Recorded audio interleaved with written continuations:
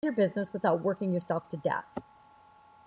Warning, I want to kind of bribe you to stay to the end by offering you a free Supersize Your Business surprise. I'm not going to tell you what the surprise is, or you might not stay to the end. I think you will, because what I'm going to share is guaranteed to help you to grow your business to whatever level you want.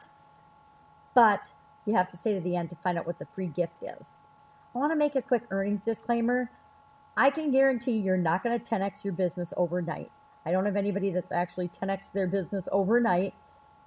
All overnight successes are usually years or sometimes decades in the making. That's just a fallacy that a lot of gurus and coaches and consultants like to tell people, that there's some get-rich-quick scheme and then you can just push this magic button or take this red pill and all of a sudden, presto magico, you will be a billionaire overnight. Well, unless you find a genie in a lamp somewhere, you might as well kiss that idea goodbye, because it's not going to happen. But there are things that you can do to supersize your business and guarantee that you do succeed. When I got started, I just wanted to stop working 70 or more hours a week. I wanted to get some sleep. I was exhausted. I wanted to actually have the freedom that I dreamt about when I went off and started my own business in the first place. I really wasn't ready to give up on my dream of doing what I want, when I want, where I want, and with whomever I want. Turns out I didn't have to, and neither do you. I'm sitting here talking to you right now in my cozy bathrobe, in my recliner, in my living room, and if you would have asked me 3 years ago if that was possible, I would have said no, I didn't believe that it was. But here I am, and it's not just me. James from Minneapolis has this to say about it. Our real estate office was getting pounded by the competition in our area. We couldn't seem to get listings to save our souls. A mutual friend told me about Sharon. I figured we had to do something or we were going to be in big trouble. After working with Sharon for just one session, I was able to begin turning things around. After a couple of months, we had 23 new listings in our 3-person office. It was over $6 million of real estate listings. So how would that help you in your business? Maybe you don't have a real estate office, but I'm going to talk about all different types of businesses that we've helped today and give you examples of the results that we were able to get them.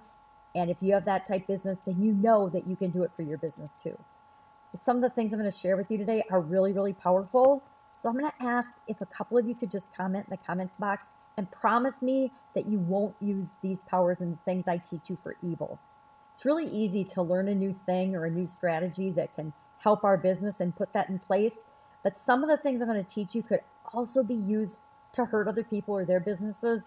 And we're never about that. If you're about that, I'm going to say you might want to hop off, because my overriding purpose is to help make the world a better place by helping you supersize your business to whatever level you want. And I only do that through positive ways that make the world a better place. I believe in karma, and I'm not going to put anything bad out there that I think is going to harm other people. And I would hope that you are the same, or you're probably not attracted to working with the Pajama Gramma anyway. So who is this for? Again, I'm going to be really clear here. If you're a brand new startup business, if you just want to start a business and you've never done anything on your own, this is probably not the web class for you. If, on the other hand, you have started your business, you've taken that leap of faith, and you, of course, probably aren't where you want to be, or you wouldn't be listening to this. But if you've already started your business, because I'm not going to convince anybody the reasons they should start a business. I firmly believe every single person, at least in America, should have their own side gig or side business for sure. But that's my belief. It doesn't mean that it's yours. And if it isn't yours and you haven't taken that leap of faith yet, I would say come back in a year. Come back after you've done that and you've done some things and you've had some successes and some failures, and then you'll be ready for what I'm going to share today. But otherwise, if you're in any of the businesses that I brainstormed and listed here, and even if you're not, if you've been in business, and I would say if you've been in business, and maybe it doesn't have to be a year, maybe you got involved and you figured it out really, really fast, and you're growing and you're making some money, but you know that you need to do more to supersize your business, then you're absolutely in the right place. Any business or entity, because it could be a nonprofit entity, that exchanges value for money, because nonprofit organizations exchange value in terms of status for money, and for helping other people out and making the world a better place. So they would fall into this category as well. It's easy to supersize your nonprofit as it is to supersize your business. So my goal for this web class is I want to help people who want to make the world a better place by creating supersized businesses without working themselves to death, not wasting time on or money or energy on shit that just doesn't get results. Because we've all been there. We've wasted a lot of the time in our lives on things that are just nonsense and that don't get us where we want to go. And my frustration over experiencing that has led me to want to help people to make sure that they don't do that. Sorry, I'm watching a cat on top of the hutch. Hopefully not harm herself. Okay, back to what we're talking about. The goal for this web class. On this web class, I'm going to show you that the only way for you to make your world a better place is by supersizing your business. And the only way to do that is through supersized business secrets. Are you with me? So let's go. So who the heck is Sharon Horne-Ellstrom, Pajama Gramma, AKA, and why should you listen to me? Because that's who I am. Well, I've spent a quarter century, 25 plus years as a corporate executive in several different industries, multiple industries. And I was one of those industry hopper people. And I will tell you, that is the best career move and the smartest thing I ever did as a corporate employee. I've also spent 40 years, a little longer than I worked in corporate America, because I started my entrepreneurial career when I was 13, when I was really young. And I'm actually, I guess I've got 45 years as a business owner. Again, in a variety of industries and a variety of markets and a variety of things. I actually made $797,491 in one day, and I'm proud of this because that is 100% attributable to me and my personal efforts. Well, that's not my end goal, but that is something that I'm pretty proud of so far. And like I say, I'm not done yet either. I actually have an engineering, marketing, and management degree from the University of Minnesota, and that is probably the least of my accomplishments as far as me judging and looking back at my own career and things. I have started, failed, and succeeded at many businesses, and I've saved hundreds of millions of dollars for businesses, including my own, and I've made hundreds of millions of dollars for myself and for other businesses as well. So that's who I am. This is just some pictures of my life, and I don't know, I just grabbed some shots and pictures of things that I've done recently because I like to share so that you know I'm a real person and that I've done some of these things. You might be thinking, well, why the heck, Sharon, are you sharing how to supersize businesses with us? Why do you care? Well, I want to tell you a little story about the end of my corporate America experience.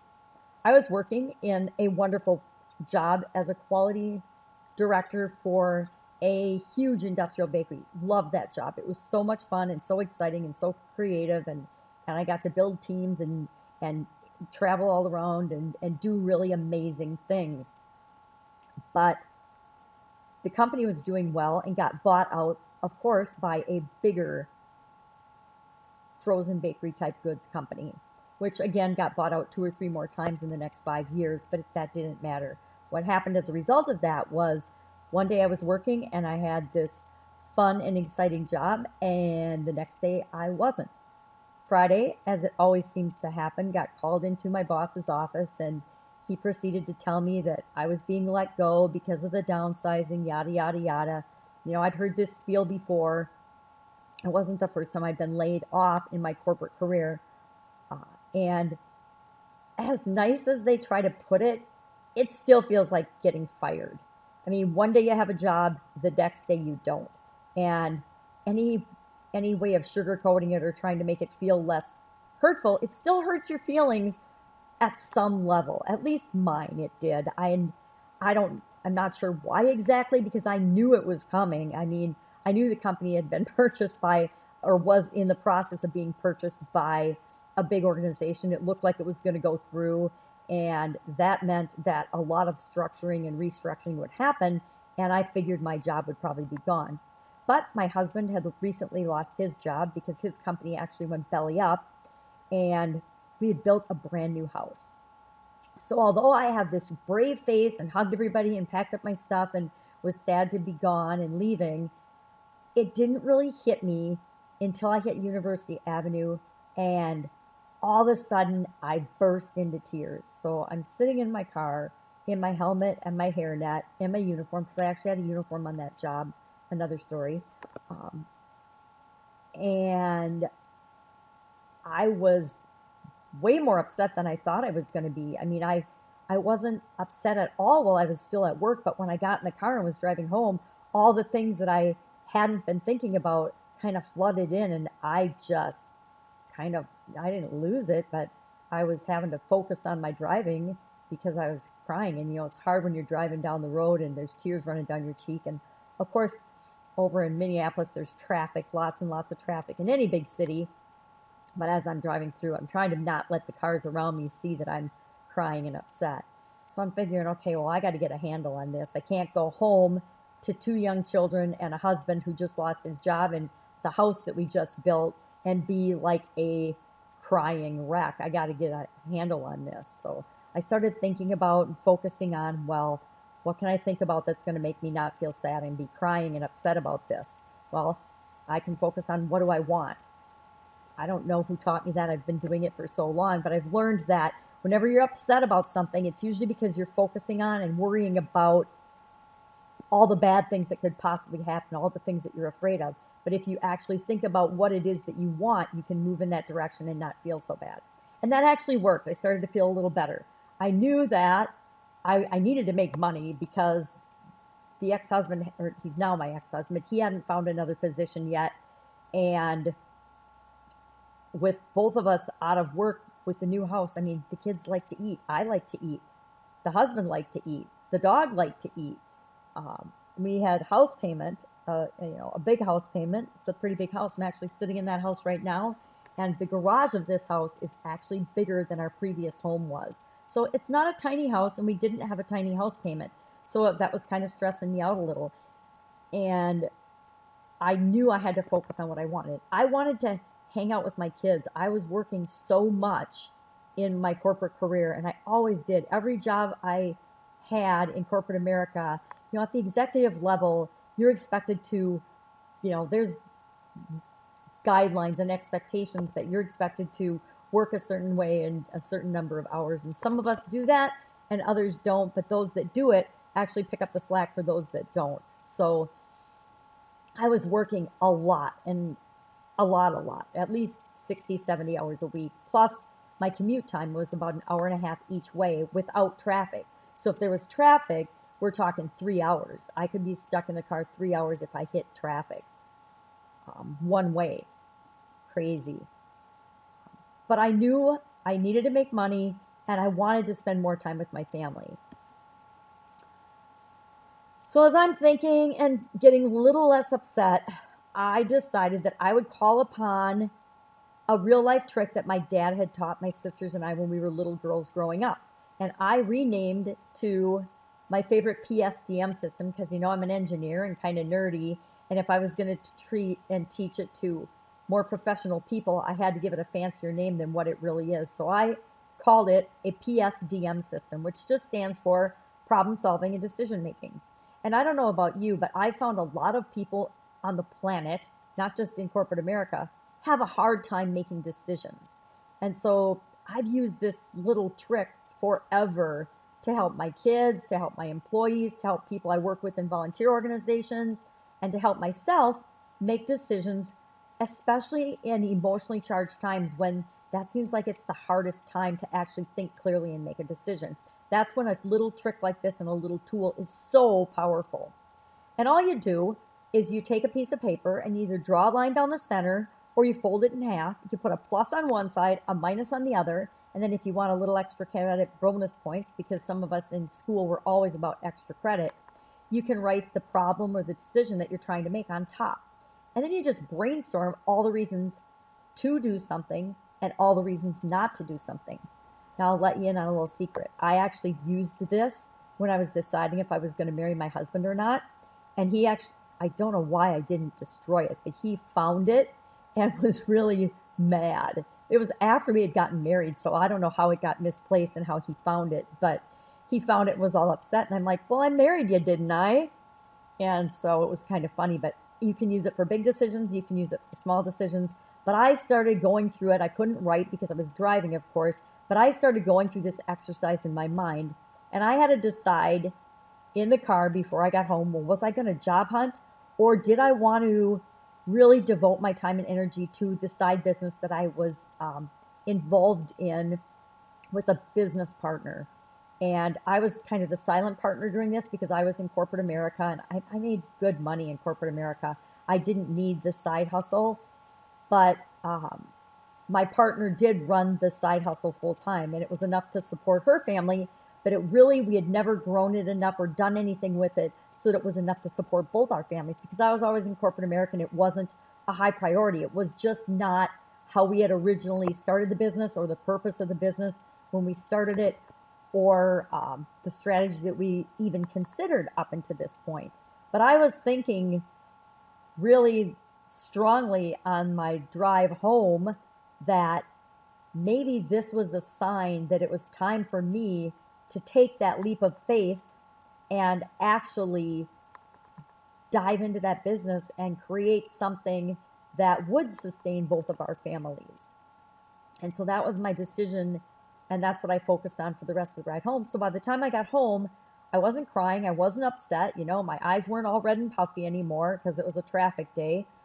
And I, broke the news to the husband, and I don't think we told the kids. They didn't need to know. As long as everything was going okay in their lives and there was food on the table, they wouldn't mind if mom was around for a couple of days. They would just think I was on vacation or something.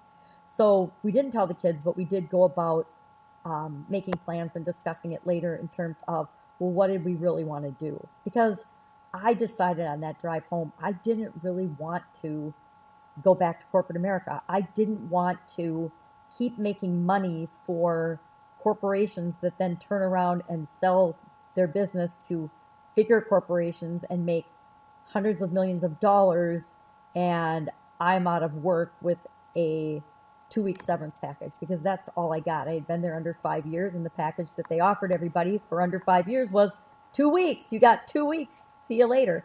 Now, don't get me wrong. I was grateful to have that because it was better than nothing, because my husband had been let go with nothing, and his previous paycheck had not even been paid. So I knew that the situation could be a lot worse. But I also knew that it was getting kind of old, pretty much starting over in a different industry or a different career and a different job and different set of people just about every 5 years. It seemed like about every 5 years or so, I was doing something new. Now, I will admit that it's partially because I seem to be really excited about a new thing for about 3 years, a new industry and everything. And then I figure it out and I put systems and procedures and processes and everything in place to automate it and systematize it and make it work on autopilot. And at that point, it becomes a little less challenging and so kind of boring. I hate to say boring, but boring for me because I want the next adventure. I want the next challenge. And so I think part of my corporate career was self-imposed, but I also know that I felt in my gut that it was time for me to be doing something on my own, not working for somebody else all the time. But like I said, I just had that 2-week severance package. So with me working, we were fine, just over broke, because we were, pretty much living paycheck to paycheck with the new house, just my paycheck and all the things that the kids like to do and all of our toys and payments and activities, because we were like pretty much everybody else that has a job. And in 2 weeks, we were going from just over broke to just under broke and sinking really, really fast. And the husband and I were talking about, well, am I going to have to go back to work because I can't pull money out of the business just yet? Or, are we going to have to figure out how to rob a bank, or what are we going to do to tide us over? Well, I spend a little time and energy figuring out what to do to help kickstart the business so that it does make enough to support all of our bills and both of our families. And neither my husband or I were qualified to rob a bank, so I had to do the next hardest thing. Actually, probably one of the hardest things I've ever had to do in my life, and that was to ask my parents if they could lend us money to tide us over until we got the business going good enough to support both of us, both my partner's family and mine, actually basically just to support my family. Or would I have to go back and get a job right away in corporate America? And I am so lucky and so grateful that my parents were in a position that they could lend us the money and help us out during that time period. But I gotta tell you, that was probably the hardest thing I've ever had to do, because it broke my heart. You know, I was over 40 at this time, and I'd always taken care of myself and been really independent. I was probably the most independent person in my family, the most like my dad, which is part of what made it so hard for me to have to go ask him for help and support. And I love my parents. They're amazing. They're definitely my heroes. And I am, again, so eternally thankful and appreciative that I was able to get the help that we needed. But every day I owed them money just sucked. It broke my heart.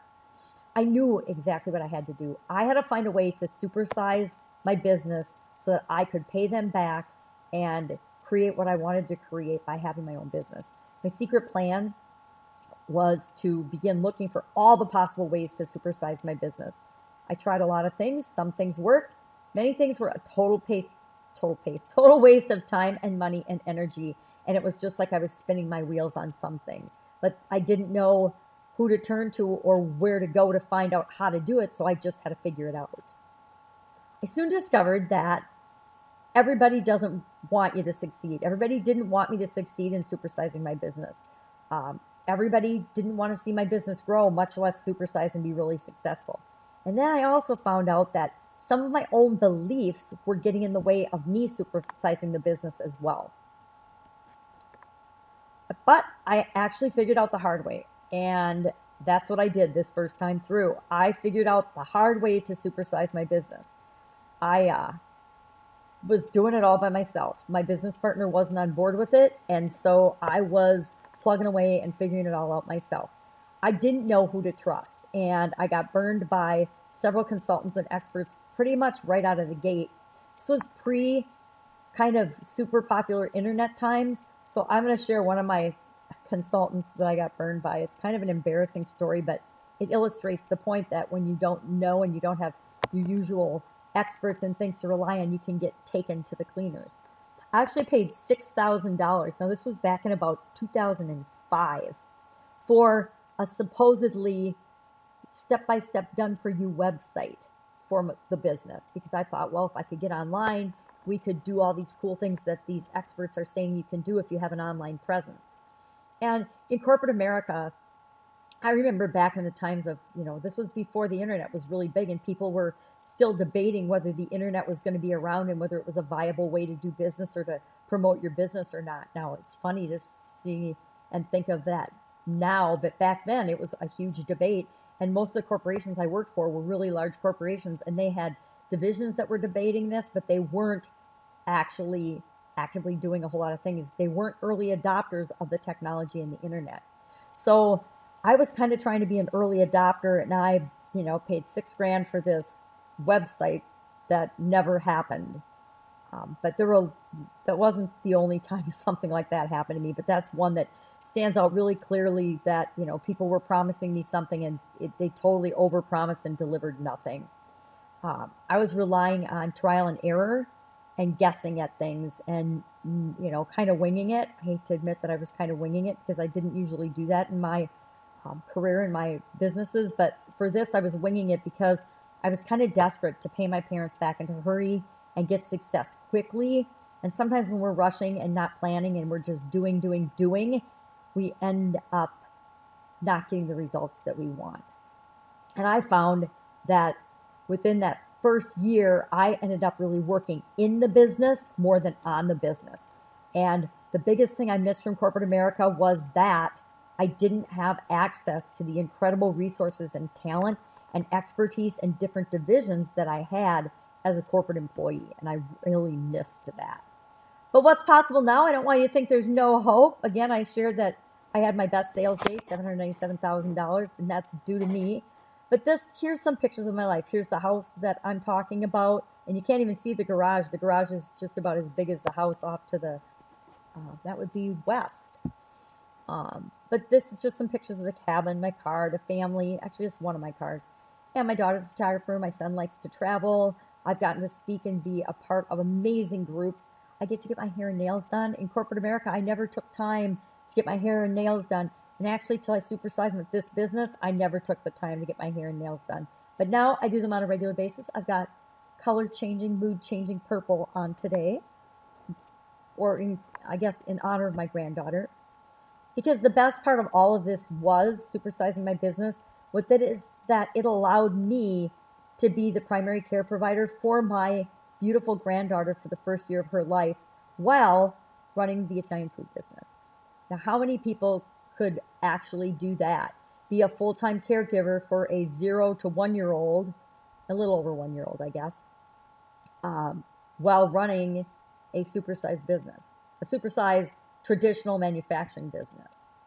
So the hard way, I learned it's expensive with respect to time, money, energy, the toll it took on me, which I'm going to talk about in a little bit. It was a lot. I'm not going to pretend it wasn't. It took me 25 years, thousands of hours of trial and error plus experimentation to figure this out for my business. And now it wasn't 25 years doing it in my business. It was 25 years of studying and learning and understanding things up to that time. I spent 6 figures plus on education and coaches to learn all the things necessary to make this work. I attended dozens and dozens of seminars, read hundreds of books, probably thousands, and I have filled tubs of notebooks with all of the things that I've learned and studied. I actually am one of those people that is a lifelong learner and study things and write them down. And I'm preparing to move out of this house because I mentioned I got divorced and I need to move out of this house. And I've actually got tubs, big giant tubs of notebooks filled with information and lessons learned from different businesses and companies that I've worked with. So if you're struggling with supersizing and growing your business, this is probably why. You're probably feeling the same way I did throughout a lot of this process. Overwhelmed, frustrated, stressed out, under pressure, overworked, undercompensated, because a lot of us when we're starting out and getting going in our business, usually for the first year, often for the first year, depending on the nature of the business, it's hard to support yourself and take money out when you want to be replugging that money back into the business to make sure that it grows. Not knowing what to do, never enough time. I was always rushed. Not knowing who to ask or trust for advice and help. That was a biggie for me. And then wondering how to create the business that I'd imagined when I took the jump and the leap out of corporate America and into having my own business. I love this picture of Snow White where she's doing the housework. She says, "This is bullshit." I just love this because that is how I felt a lot of the time when I was growing my business and trying to figure it all out myself and working my butt off and just going and hustling and trying to figure it all out. So if you're struggling, know that it is not your fault. If you failed at growing and supersizing your business in the past, it's definitely not your fault. And if you've got this inkling or this belief or this fear or wondering if others want to, aren't rooting for you to succeed, and if they think that you're going to fail and they're kind of wanting you to fail, then you're probably right, because there's a whole slew of people that don't want to see you supersize your business. You'd think that your bankers, your venture capitalists, and your investors would want to see you succeed, but they don't necessarily want to see you succeed. You would think that your regulators and the government and the lawyers and politicians and gurus and consultants would want you to succeed, but they don't always want you to, because then you don't need them anymore. Competition, well, you can understand why they might not want you to supersize your business, but that's really a hard reality to understand. But I'm going to show you exactly how to supersize your business. And I'm going to show you the way to do it because I do want you to succeed. I'm going to show you the easy way in a few minutes. I'm actually going to share a personalized supersize strategic map and walk you through one for one lucky business owner in about 10 minutes after I share the first secret with you. And the second secret, I'm going to share this with you.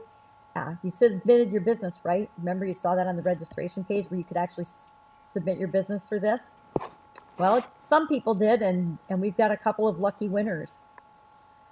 But first, let me share Kelly's story with you. Kelly was running a retail business, and she was making improvements and steadily increasing her profits year over year and her sales year over year. Maybe her sales. Some years she wasn't necessarily profitable, she said.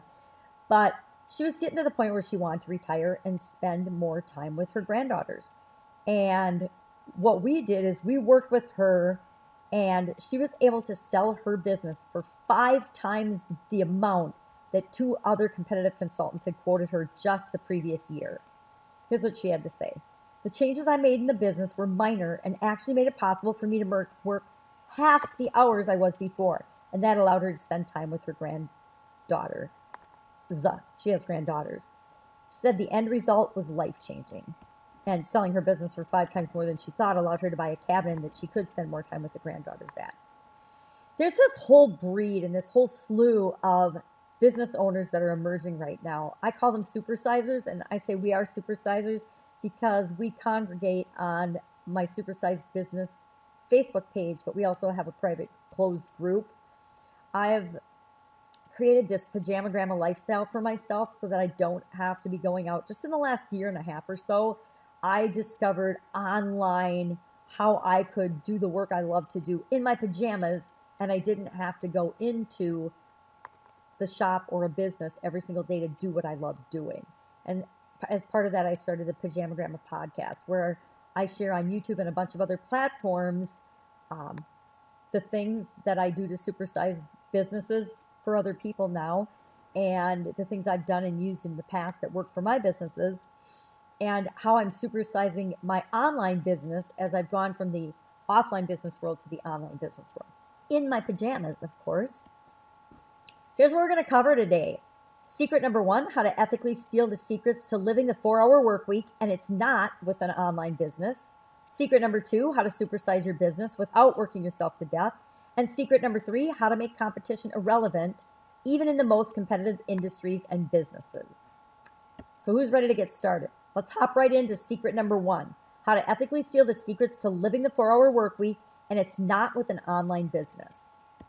Even though that's what I'm doing right now. This is all from before I did it online. But you can do it online even quicker and easier. Some people might think, I don't understand what supersizing your business even means. How am I going to do it if I don't even know what it is? Won't supersizing mean that I have to work even more than I am now? This was a really huge limiting belief for me. As I was trying and doing things to supersize the Italian food business, I fell into this trap of believing that to supersize the business and grow it, it meant I was going to have to work more. So I found myself sabotaging and not doing things that I needed to do to grow the business because I was afraid that it meant more work for me. And I thought I was already working too much as it was. So let me explain a little bit with a story and some discussion about the 4-hour work week by Tim Ferriss. I did this with the Italian food business before Tim wrote his book. I think his book is about 10 years old now, so he would have written it in about 2010. And I was doing this work from 2004 to about 2006. But I was doing it in an offline brick and mortar business, and he basically, my understanding, as I've read his book a long time ago, was he was doing it and teaching people how to leave the corporate world or leave being an employee, start their own business, and predominantly doing online type things and then odd job things just to get by and live and survive and travel and do different things and live like a nomad type lifestyle, or what they call online nomads or digital nomads now. But this was, in the beginning of the internet was when he was doing it. But I love his quotes, but the way he says stuff to me is so complicated and convoluted, it's hard. I like to read them and then I get the message, and then I usually say it a different way because, look at this. It's lonely at the top. 99% of people in the world are convinced they are incapable of achieving great things, so they aim for mediocre. The level of competition is thus fiercest for realistic goals, paradoxically making them the most time-consuming. It's easier to raise $1 million than it is $100,000. It's easier to pick up the one perfect 10 in the bar than one of the 5 8s. Now, to me that says, guess what? There's less competition at the top and for people that shoot for big goals. And you won't believe what you can accomplish by attempting the impossible with the courage to repeatedly fail better. I love that. We all fail better on our way to success. People think that they look at people that succeed and they don't see any of the journey that led up to that success. All they see is that success. And I'm here to tell you, and I'm sorry if it bursts anybody's bubble, but there is no overnight success. There is no one-hit wonder overnight success. If somebody writes a great play or does something that looks, or writes a great song, it's all of the work and effort and energy and time and knowledge and experiences that went into and led up to them creating that amazing thing that appears to have come out of nowhere.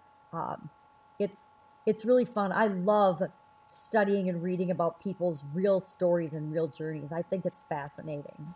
But bottom line is, there's less competition if you shoot for big goals, so why not shoot for big goals? You know, the best thing about being a business owner is you get to define and make up the rules of the game for yourself, so you might as well make them up in your favor. You get to do the same thing with supersizing business or supersizing your business. You get to decide what supersizing your business means to you. It's going to be different for each of us. I might want to build $1 billion business. You might just want to build a $100,000 or $1 million business. Now, I will say the competition for $100,000 businesses, as I've learned about the online world, is fierce. He's absolutely right. It seems like just in the last year since I started paying attention to it, everybody and his brother is going to teach you how to make $10,000 a month or a six-figure business. And now it's more and more people are going to teach you how to make $1 million business. And less, there's hardly any people that will say, I can teach you how to create $1 billion business. And so you can see just in that example how there's less and less competition, and that's just one area as you set big goals and big dreams. So I started growing my business, and when I did, this is a lot like what my map and plan looked like. It was all over the place. And I had inherited a philosophy of make a little, sell a little. And I'm going to use a couple more Tim Ferriss quotes here. He says, don't follow a model that doesn't work. If the recipe sucks, it doesn't matter how good a cook you are. Now, I was in the food business, so I found this saying when I read it several years later particularly appropriate because we had a recipe that sucks. We had the make a little, sell a little business strategy. Now, fortunately, we had a strategy. A lot of businesses, a lot of people are in business and they have no strategy, no plan, no nothing. They got into their business for whatever reason and they've found some success, but in order to get real success, they need to pick a strategy that will really work for them and empower them to go for their goals and dreams.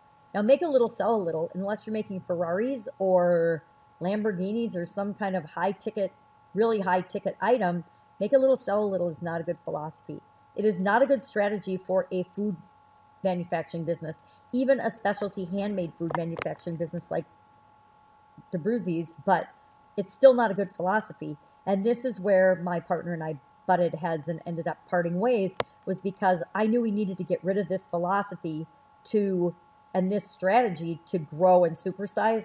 And she wanted to hang on to this because this is a strategy that she'd used for 15 or 20 years, and it had taken care of her and her family extremely well.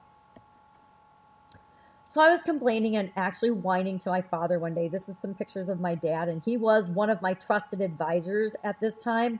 Super successful, again, corporate career, and businessman. I lost track of how many businesses he had when we were growing up, but he had a lot. And this is him at his used restaurant equipment business. And he took that from nothing and created out of nothing this incredibly successful supersized used restaurant equipment business. It's one of the preeminent used restaurant equipment businesses in the nation, probably in the world then, but in the United States for sure. And he built this from nothing on the side and in his retirement. And I went out and I was getting some advice from him because I had just tried some strategy that was a total bust, and I'd spent about 6 months on it, and it just nothing. It was probably the website thing. I don't remember now. I'm sure I could remember if I racked my brain, but there's some stuff that we just don't want to remember for a reason. So I was out chatting with him, and he was doing this eBay business online. So I know he had figured out some of the online stuff. So I'm thinking, yeah, it was the whole website thing. But he reminded me that there's no such thing as can't, because I was probably complaining about how I can't figure this out and I can't get it to work. And his thing with us girls growing up was always, hey, there is no such thing as can't. There might be, I won't, I don't want to, I shouldn't, I don't feel like it, I'm not excited about this, but there's no such thing as can't. You can always figure out a way, or if you can't figure out a way, you can find somebody that can help you figure out a way. And that was kind of the first moment that the light bulb started to go out for me. You can find somebody that can help you do what you want. And then he asked me, well, Sherry, because he calls me Sherry, what do I do? Look around. What do I do here?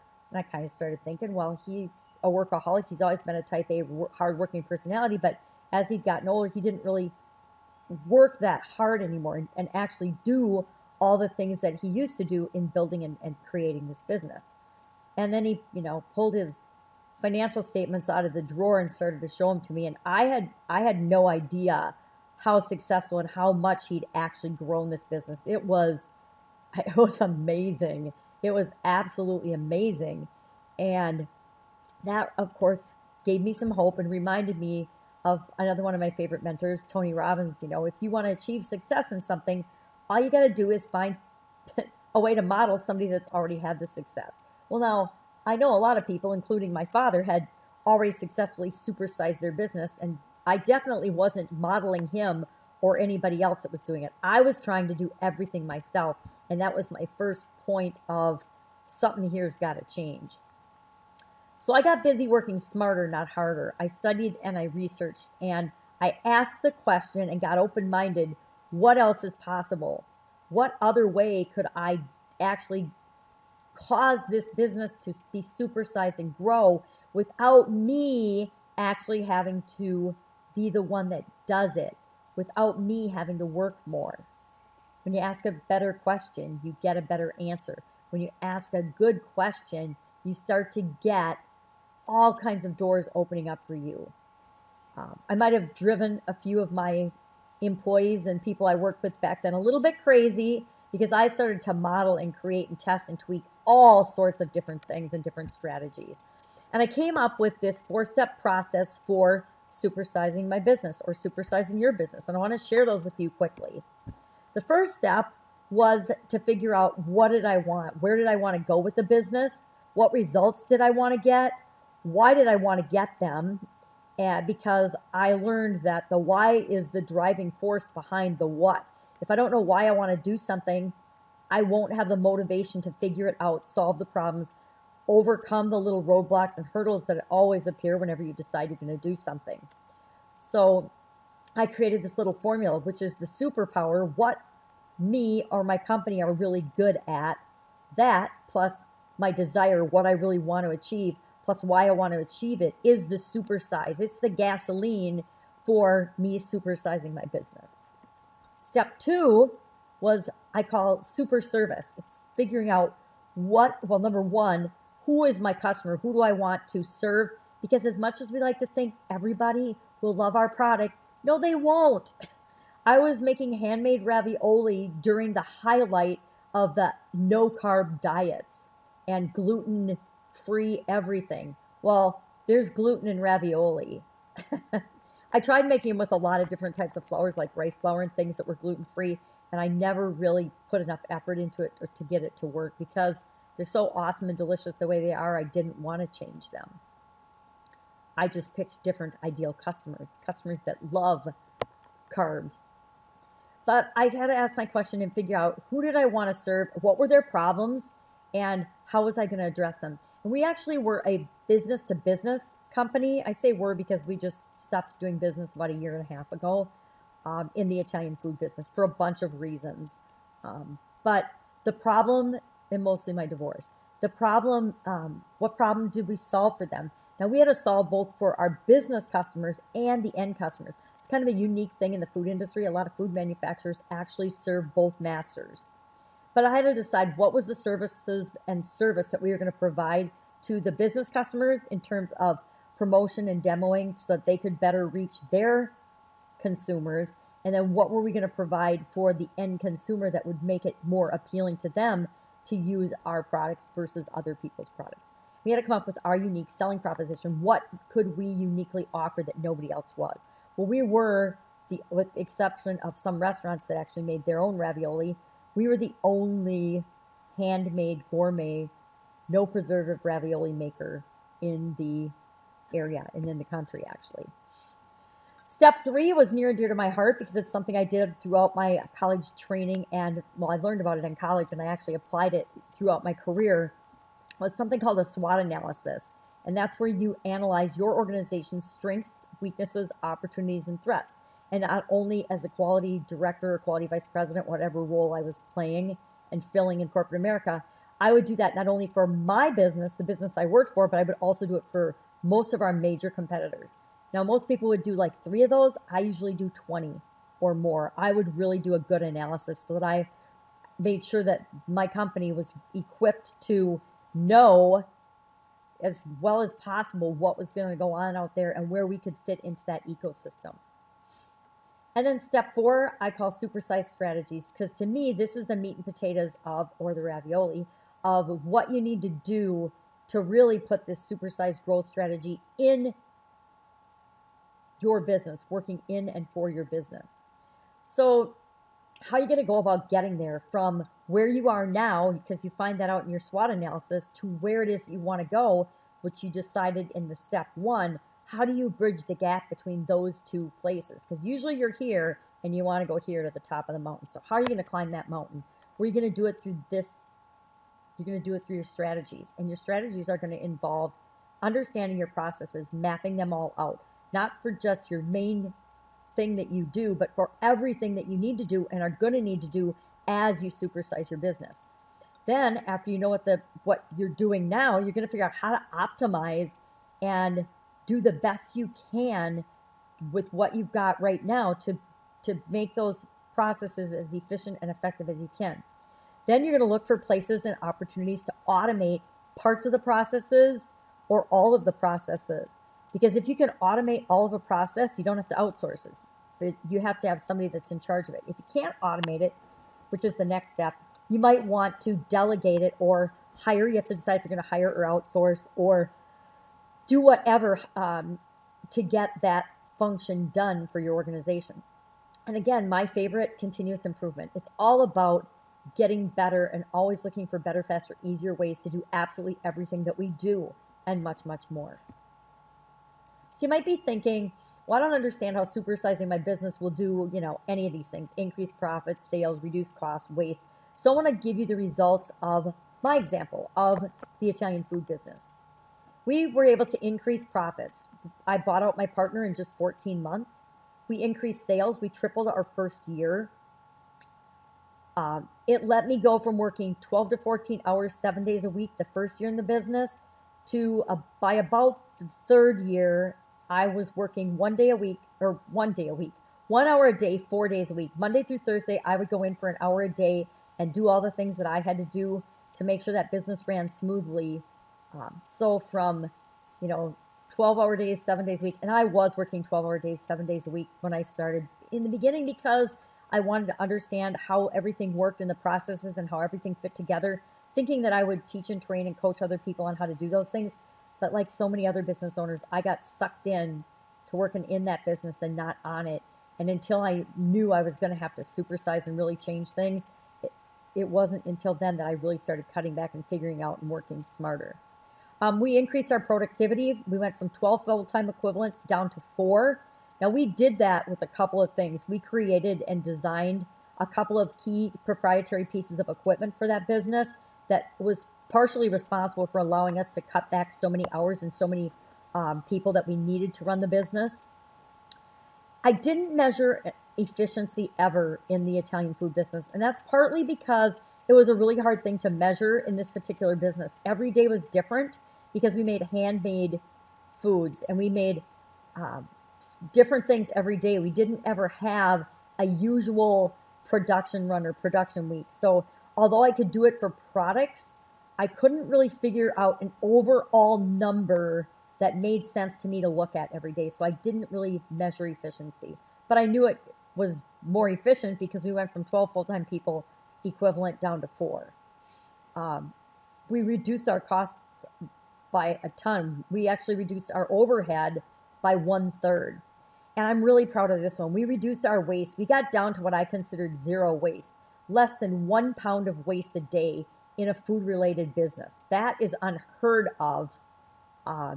Now, I will admit that sometimes we would get raw materials that were bad and we had to reject them. I did not consider that as part of our waste numbers and calculations because we never used them in our products. I'm talking food waste from our process and end products because they weren't usable. And that was less than a pound a day. Pretty awesome.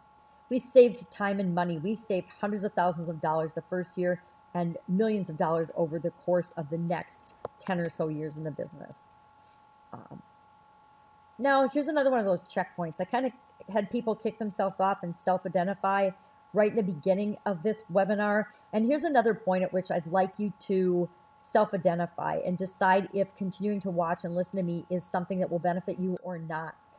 If you're saying to yourself, I don't believe that this is possible for me or my business, I don't think I can outsource anything of what I do, then I can't help you. And I would say you might as well hop off because I might not be your cup of tea or your cup of coffee, but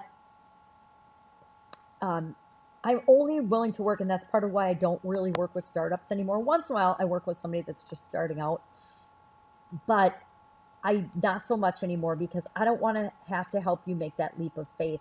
Same here.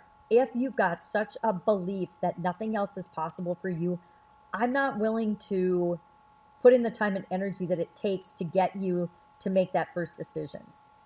And so if you're not open to grow, this is probably the point to leave too. I've already shared with you, I don't know, my business now, and I guess only one other. I'm going to share a bunch more in a minute.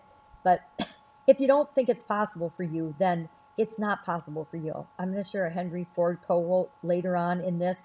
You know, Henry Ford always said, if you think you can or you think you can't, you're right. That's probably my favorite Henry Ford quote. So if you think this won't work for you and you think you can't, then yeah, this is probably the time to fish or cut bait. Here we go. I'm going to share a couple different businesses with you now. Here is a manufacturer that we worked with. They were able to automate their customer acquisition, and they got a steady stream of new customers coming to them that doubled their sales in just 4 months. Now, remember, industrial manufacturing customers usually sell to other businesses, and so it was really easy for them to double their sales. All we had to do was find them one new customer. So it sounds all this impressive, and it really is impressive. If I can double your sales, isn't that something you want to do? And it's just a matter of having the right strategy and then executing on that strategy quickly that made this possible. So do you have a manufacturing business? Is that something that could help you? Do you happen to have a salon? We helped a beauty salon owner optimize, automate, and outsource her entire business in less than 127 days. And now we're showing her how to franchise that process or open salons in other areas so that she can really supersize the results that she's getting in her business by adding more units. Again, that would be another strategy. Do you have a retail business? We helped a pet food store increase their sales 43% in 4 weeks while reducing their absenteeism 50% too. It was Elizabeth's Pet Store down in Dallas area. Printing, do you have a printing business of some sort?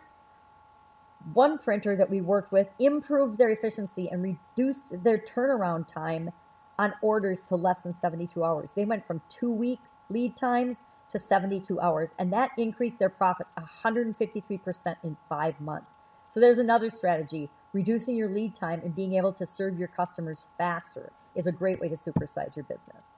So now you know how to ethically steal the secrets to living the 4-hour work week, and it's not with an online business.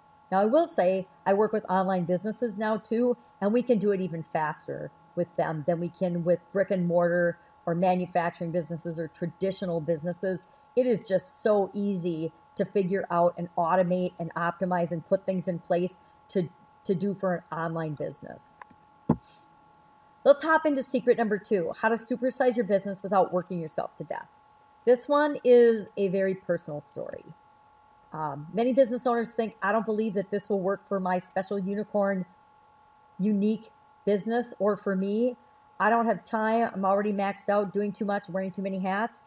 I see how it worked for some businesses. Okay, you just shared about 6 or 7 businesses with me, but mine is so unique and so different and so special. There's no way it will possibly work for me.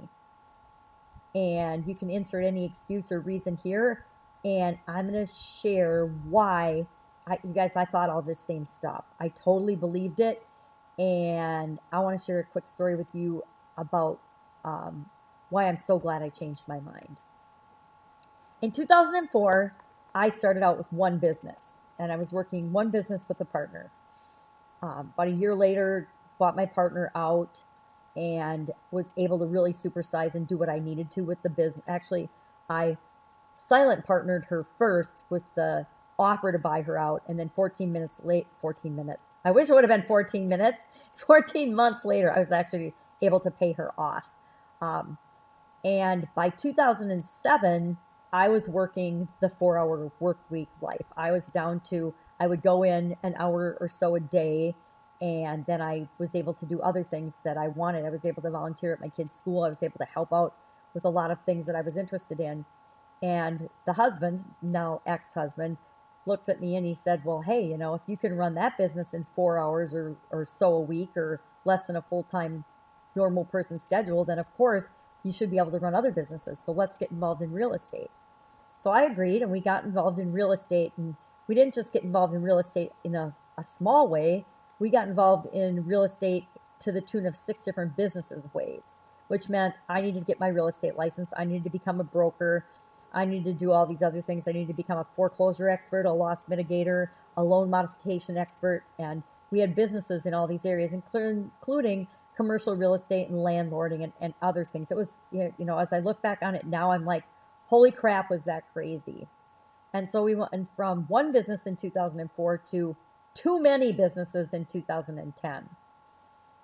And one of those businesses involved having a very bad business partner. And I'm saying that with the utmost of kindness and love in my heart at this point in my life, because that person was clearly evil and the devil in so many ways, and caused me personally a lot of harm. And actually a lot of harm that I took personally. And now, after what I'm going to tell you about next, I've learned so much more that I never would have had to take all that on. But I didn't know at the time. At the time when this was going on, this bad business partner got us involved in a lawsuit with the municipality we lived in, and a whole lot more things. And I went from running this one 4-hour chill, low stress business to running, you know, I think we were at 8 or 9 at the time. And one of them was this nightmare business that, I mean, I was actually living like the definition of insanity. And the worst part was, I was miserable. I wasn't happy. I was running through my life. I was back to not being able to do what I wanted, spending time with my family and kids, not doing any of the work that made my heart sing and happy. And I was sucked into actually what I found out to be was soul-sucking work. It was just totally destroying me as a human being and as a person, because what I had to do as part of those businesses was definitely not in alignment with my being and who I am as a person. And I was taking all of the stuff and drama that was going on in the one business, and I was believing it was 100% my responsibility to fix. And as the shit kept hitting the fan, and I mean, I'm talking unbelievable stuff was hitting the fan every day. It was just I can't believe this just happened. I can't believe this is going on. And the more I got this, I can't believe this is going on, the more crap seemed to be happening and just unfolding in front of me. It was like this never-ending bad drama on television, but I couldn't get out of it. And as I was walking home from a city council meeting one night, I decided, and I don't know why I decided it, but we had left the meeting. We'd gotten our liquor license back because that's what the dispute was over. And we had to go to another bullshit, and they were totally bullshit, city council meeting and listen to all this crap that was lies and nonsense by our competition for egotistical reasons I won't even go into, because I don't understand how other people think sometimes. But it was an example of some people don't want to see other people succeed. And for some reason, I decided I was going to cut through the restaurant and bar that day. Normally, I would walk around, and my business, the Italian food business, was down and around about another block. And I decided I'd cut through the business, and it's a good thing I did, because in this very location, I had a sudden cardiac arrest, and I died. Lucky for me, the bartender, the men's bathroom was right above my head there, and he came out of it and almost stepped on me. And he knew CPR, so he did CPR until the paramedics got there and they used the defibrillator in the police car to jumpstart my heart and then, you know, take me off to be frozen and in a coma for a week or so until I could be resuscitated and have an Iron Man or an ICD installed. And here I can speak about this without much emotion because I slept through the whole thing. I was in a coma. So after the fact, I learned that it was really bad and really dramatic and really scary and really touch and go for my family. But like I said, I was like in la la land for all of it. So I didn't actually experience a lot of the drama and the negativity and all the stress and strain that went with this event because I wasn't conscious for it. It's interesting to hear the stories people tell you after you get out of a coma. It's really fascinating. The impact that different people have on you at a subconscious level and that you don't know, but other people clearly notice when you're unconscious. You have absolute reactions to different people and personalities, and that was, I guess, part of what led me to know that I needed to divorce my husband. Again, story you don't need to know. But sudden cardiac arrest is a big deal. That served as a huge wake-up call for me, and I soon knew that immediate changes were necessary in my personal life, obviously, and in my business life. As part of, you know, I thought all these same things too. I thought that I was irreplaceable, and I was in for kind of a rude awakening in the ego check that, you know, when you drop dead or when you're in an accident, everything stops and your health becomes your number one priority. I will be the first to admit that my health had slumped to absolutely a non-priority. I wasn't eating right. I wasn't taking care of myself. I hadn't exercised in years. All things we know we have to do and that are good for us, but I was doing none of them. I was not sleeping. I was just, fortunately for me, I wasn't smoking or drinking alcohol or anything, or doing drugs, but otherwise I was definitely abusing my health and my body. And that was a huge ego check for me because the business, the Italian food business, at least thrived in my absence. Interestingly enough, I'm not that unique. Businesses and business owners are in accidents or die every day, yet their businesses go on without them. That's kind of an ego check.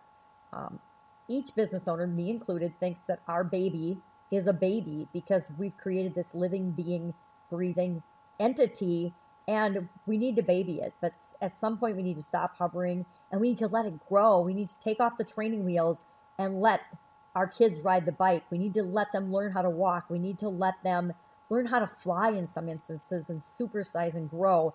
And that involves us taking a step back and trusting that everything's going to be okay and that they will succeed.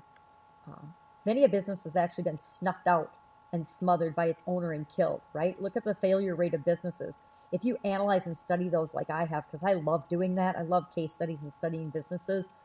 And I like studying the failures actually more than the success because it's more important to know what went wrong than what went right. Because there's a million models of how to do something successfully. It's what you don't see that will kill your business because you find a fatal flaw in your thinking. And if you don't adjust and fix that, it can actually destroy your business.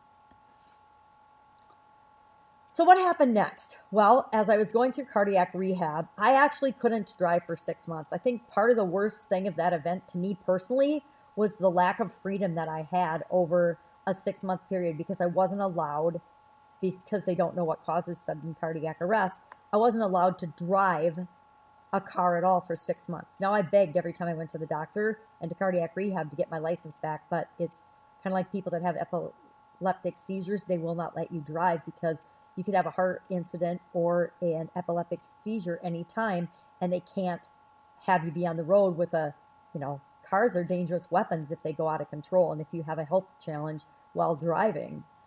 And usually I was driving alone, so that would not be good. So I had to suck it up and not drive for 6 months.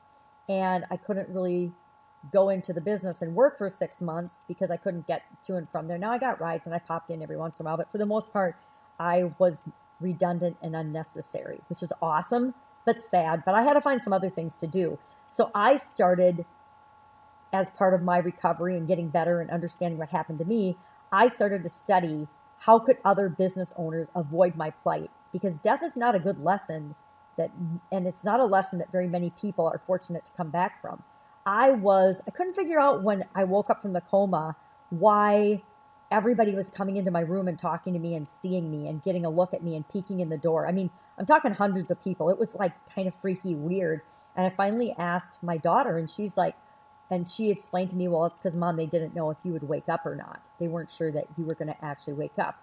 Well, after getting out of the hospital, having my ICD surgery and while I was doing some cardiac rehab and stuff and investigating and looking into these things, I looked up the numbers and statistics of people that have sudden cardiac arrests. And it turns out that only about 6 or 7% of people that go down with a sudden cardiac arrest are found in time to be resuscitated or, saved. Usually they're not found in time and they die. And if they don't die, of the 6 or 7% that are found and resuscitated and brought back, the vast majority of them have some kind of brain damage or organ damage because of oxygen, deprivation from our brain. When our heart's not pumping, we're not getting oxygen to, vital things like our brain. And when our brain doesn't have oxygen, it dies. Cells in our brain die. But of those 6 or 7% that are found, then only about another 6 or 7% of them show up like me, and they wake up and they are pretty good. Now, my family might tell you I've got some weird idiosyncrasies and I forgot some stuff and I forget some things and I'm not 100%, but damn, I'm pretty darn near 100%, if not more, because I've continued to grow and develop and be a better me than I was when this happened. It's 8 years ago now. I've learned a lot in 8 years. And so if I forget a couple of little things, I think I've made up for it in other ways. So I was truly an anomaly. I mean, I was one of the 6 or 7% of 6 or 7% that actually come out of that incident okay. And one of the things I did learn as I was studying about this, and I didn't want to know a lot about it and a lot about what I went through. I heard about the freezing thing, and I've known about that, but I didn't really want to study and look into it because it kind of creeps me out. And I that's just me. But I did discover that there was one big caveat.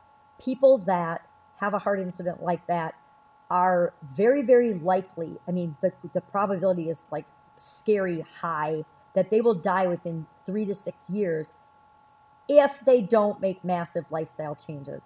And I was all about the what was after that if they don't make massive lifestyle changes. And I started making massive lifestyle changes in my personal life.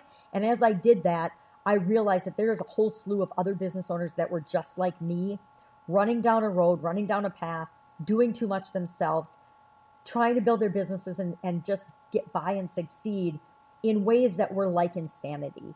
And I knew that I had to share what I had learned about supersizing my business with other businesses as well, so that they could avoid the plight of dropping dead or getting in an accident or getting some really debilitating sickness or illness. I am one of those people that believe that cancer and illness and things are actually caused by stress and stressors in our lives. And trust me, running a business, y'all know, it can be freaking stressful. And so I started sharing and teaching this with other businesses, the process that I came up with for supersizing my business. And I was a little ego-checked jealous because a lot of them were like duplicating and like actually being a lot more successful and having way more bigger and better results than I was able to get. And I was a little jealous of that. But I will tell you, seeing other people supersize their business and create the life of their dreams and the business of their dreams is so exciting. And that's where that new breed of business owner is emerging from.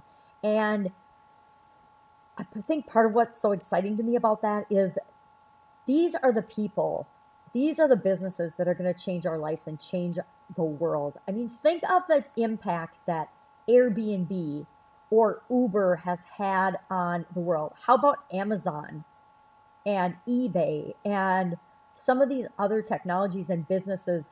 They were started by entrepreneurs that had to supersize their business model. And you can too. So now I want to run through, and I actually had a couple of people submit their information, a laundromat owned by a gentleman named Phil, or a day spa. Heather and Kathy's day spa both filled out the application and sent it in. And I want to let you guys pick which business I should talk about. I can talk about either one. I talked to both of them and walk through the process of coming up with a strategy for them. So you guys go ahead and pick. Put in the comments below laundromat or spa, or laundry or day spa, or whatever. You know, I can figure out what you're talking about. I will give you a couple minutes to do that. I'm actually going to drink a couple sips of my green shake because I've made lifestyle changes, which involves crazy things like green shakes every day. I don't even know what's in this one, but it tastes good.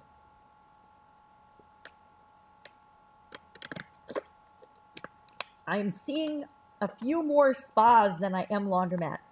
So let's go ahead and work through this for the day spa. And I'll throw some comments in there about the laundromat because that's just what I do. So I spent about a half an hour on the phone with both Phil about the laundromat and then Kathy and Heather about the day spa, because I needed to get the background information. Remember the first 4 steps we talked about? Actually, the first 3 of the first 4 steps we talked about in secret number 1. That's all sort of background information and assessment and figuring out exactly where it is you want to go, who you want to serve, who you are, what you bring to the table, things like that. And then from there, we figure out how do we get from where you are now to where you want to be. That's what I'm going to talk about and go through for Kathy and Heather, because that's the strategy part of this. That is the detail, what you need to do and what you need to think about to get you from point A to point Z, which is at the top of that mountain, the supersized business you want to create. Again, that business is different for everybody. What Phil wants to create and do with his laundromat, I think it might be different now since we've chatted, but what he wanted to do was just create a steady stream of side income for him and his family so they could take great vacations every year. And Heather and Kathy were a lot like my partner and I were when we were first in the food business. They wanted to make sure that they could have enough money and that the business will support both of their families in the way that they want to live and be supported. Both are business-to-consumer businesses.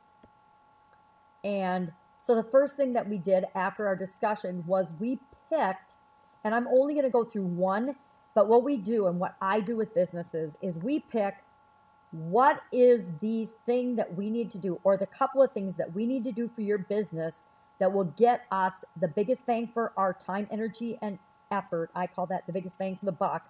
What can we do to get us really quick wins really fast? And so what I'm going to do is just go through one of those for Heather and Kathy, and I'm going to go through the whole process and walk through this whole process of what we do. Keep in mind that we would do this for all of your top priority things, and we'll do them in priority order for your business, but we'll follow the same process for each of those things. And then we'll eventually do this. You'll eventually do this for every key business area that's going to be necessary for your supersized business. So let me give you an example. In the Italian food business, when I joined full-time into the business, we had a very loose hiring process.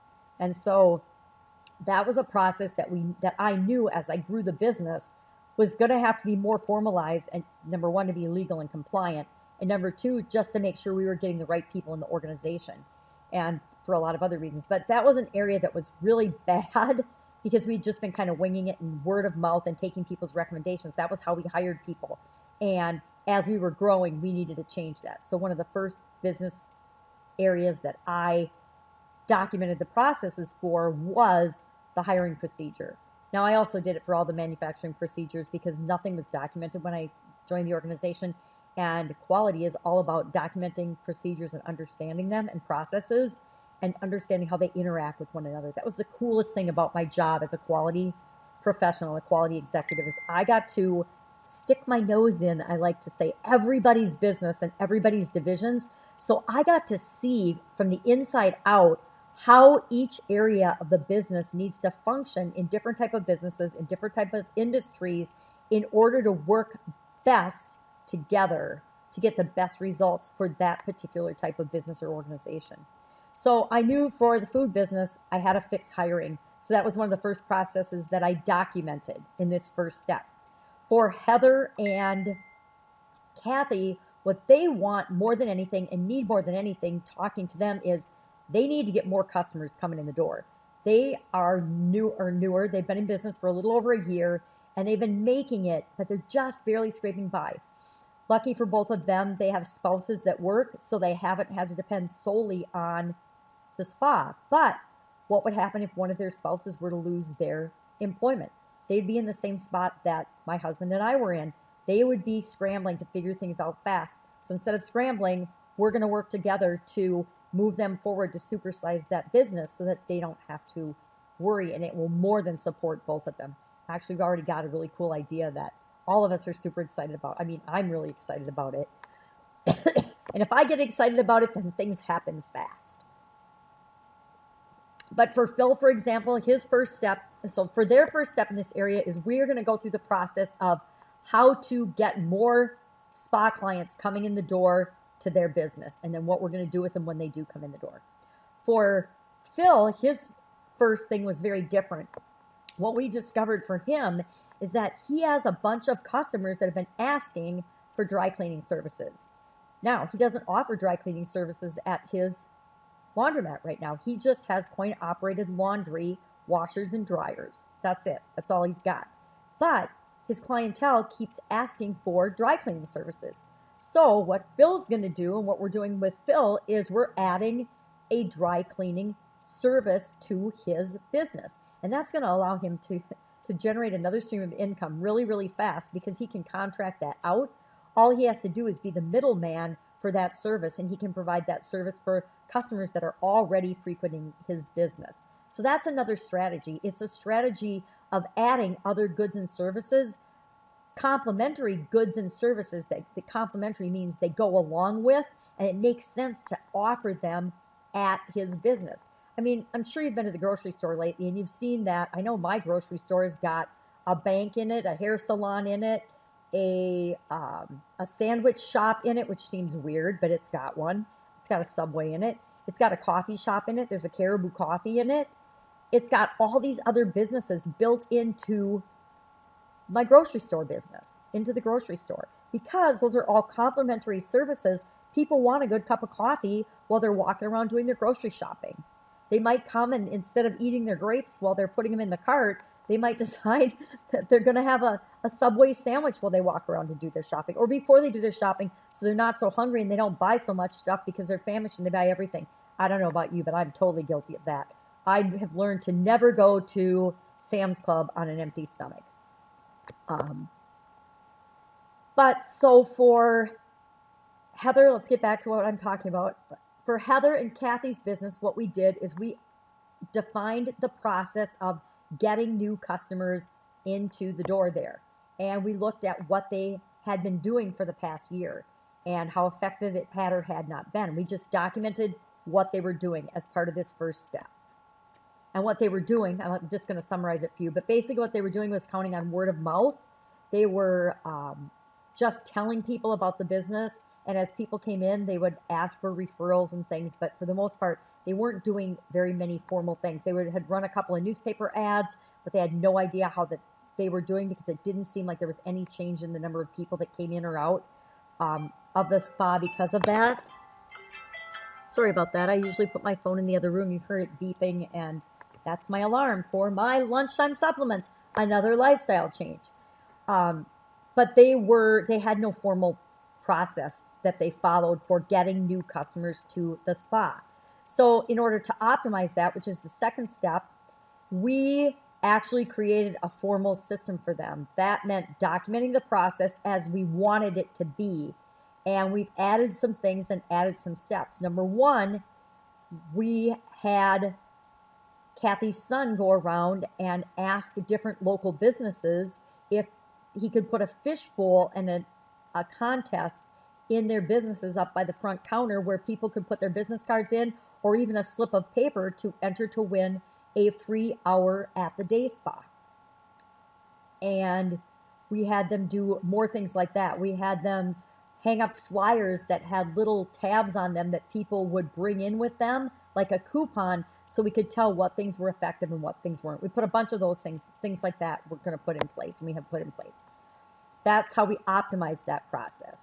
Then we decided we were going to automate the process of optimize and automate all in one step, which we kind of did, because for automating this process, since I've been working online the last year and a half, I know all kinds of things that you can do automatically to help automate processes like getting new customers to come to you. And so we automated, and we already did the lead capture for them. We automated what is called a lead capture funnel, or a way of getting customers to find them on the internet in the local area and then sign up by giving their email, and then in return they get a free hour service at the day spa. Now, this is something they were offering to anybody anyway if they came in, so it's a great incentive to get people to share their email and then come into the spa, where they, of course, have a great experience on the piece of equipment, or the service, the piece of equipment, not services, just the equipment is what they're offering, that was free of their choice. They have a great experience on that. And then, of course, Heather and Kathy have the opportunity to upsell them on a membership at the day spa. So that's how we automated that. And then as far as delegating and outsourcing, we discussed this. They could automate this and outsource, or delegate and outsource it, but for right now, they have the time and energy, both of them, to devote to this. Or the receptionist could also spend some time and energy doing this in terms of emailing or communicating with people that they actually collect their email for. And we documented the process of how they did that. For right now, they'll delegate, they'll do it themselves, and then as they figure out how they want to do it and create the messages that they can replicate and automate, that the receptionist can then learn to do, then she can take over the actual mailing out and, excuse me, my nose itches, mailing out of, or emailing to the people that have shared their email and inviting them to come into the spa, or to schedule an appointment to come into the spa. Because if they schedule an appointment, then they can use absolutely anything they want in the spa. So then step 5, of course, is my favorite. That's continuous improvement. And that's where we audit, we pay attention to what's going on, we test it, and we look for ways to continually improve the process.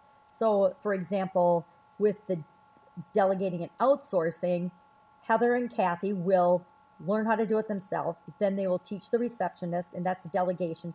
And then they'll decide if they're getting like hundreds and hundreds of leads or something, if they need to outsource or automate that process further as part of their continuously improving and evolving the process. So that's basically, in a nutshell, a quick example of how you can do this for your business, the process you follow to do supersizing activities for your business. So some of you might be thinking, and because some business owners think some of these things here, and I will admit that I am guilty of having many of, if not all of these thoughts or beliefs at one time or other in the process of building and supersizing my business. And I'm here to tell you these are really common beliefs that almost all human beings have at some time in their lives. But I'm also here to tell you that they are absolutely false, limiting beliefs, and they are lies. And how I decide if a belief is a lie for me, because a belief might be true for someone else and true for them, but it might be false for me, and that means it's a lie for me. And how I test that on myself is I say the false belief, and if I'm around other people, I'll say it in my head, and I'll say things like, I'm not good enough. And if that makes me feel bad or negative in any way, shape, or form in my body or my mind, then I know that that's a lie for me. If I say I'm not good enough at tennis, I can only see out of one eye now, so I suck at tennis. I used to be an awesome tennis player, now I suck. But if I try to say I'm not good enough at tennis, well, that's true for me now, and it doesn't have any negative effects on me because it's true. It's not a lie. But when I say I'm not good enough, just like as in I'm not good enough as a human being, or I'm not smart enough to figure this out, that feels bad to me. So I know that's a lie, versus I know I suck at tennis and it's not a lie. It's true for me. So my sister could say I suck at tennis, and that would be a lie for her. That would make her feel bad because she's awesome at tennis still. She's got both her eyes, and she's always been a better tennis player than me. So that's my test, my litmus test for if something is a false belief or not. I honestly used to believe that if I were to grow my business, I would have to work harder and longer. And the only way to do that was for me to work harder and longer. And every time I thought about that, I got an overwhelm and I felt bad. That should have been an indication to me that that was a lie. But of course it wasn't back then. I didn't know better. But now I do. You know, the ugly truth is that often the biggest obstacle standing in the way of supersizing our businesses is us, the owner, because our businesses can only grow and supersize as quickly as we will let them, as we will allow them. We don't have to do it. We just have to allow the growth to take place. And when we get out of the way, often all we have to do is get out of the way and let people that are better, faster, stronger, more suited to doing the things that need to be done to supersize it do their magic, and we can supersize faster than we ever imagined. But that is an ego thing, and our egos are strong. Our egos will keep us doing, saying, and believing things for way longer than we should, or that's in our best interest. Let's talk about a couple more people and more type businesses that we've helped.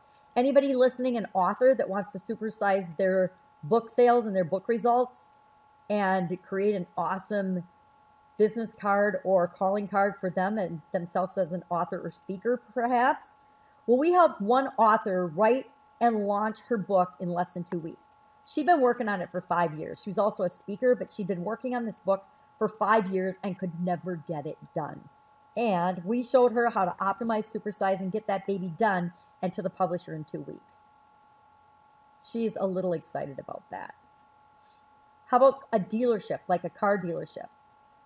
We helped a car dealership owner we helped him to be able to outsource 85% of his workload and finally spend time with his estranged wife and teenage children.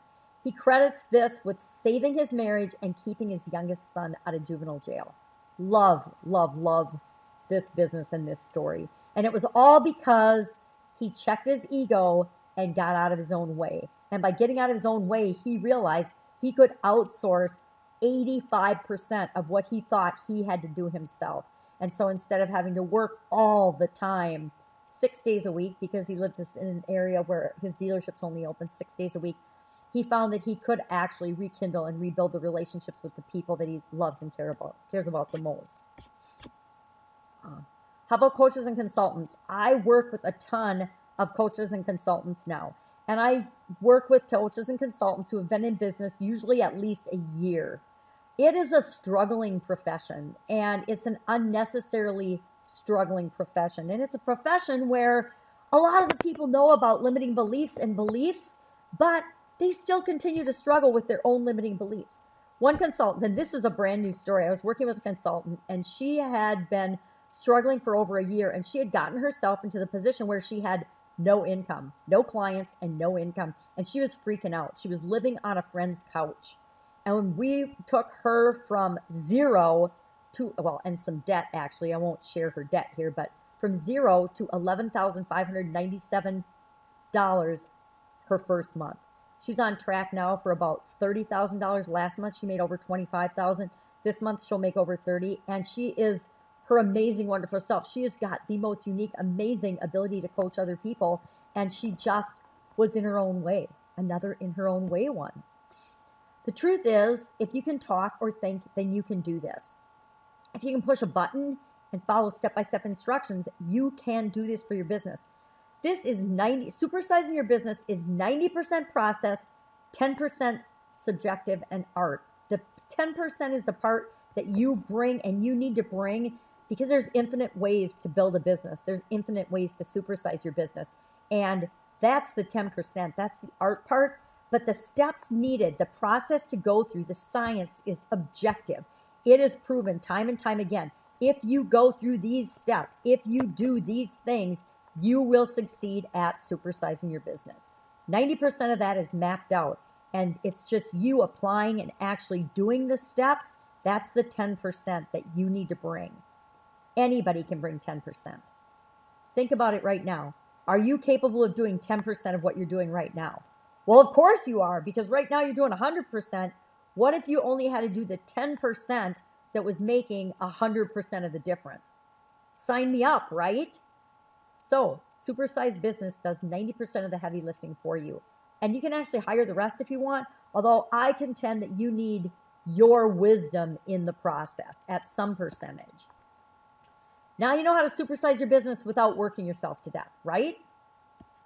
Let's hop into secret number 3. This used to be my favorite when I was working with bars and restaurants, but now number 2 is my favorite. I think that if you can save people's lives and if you can save their health as an aside to showing them how to make the world a better place, that is a really exciting thing to do. And that's why I think number 2 is my favorite now. But number 3 used to be my favorite.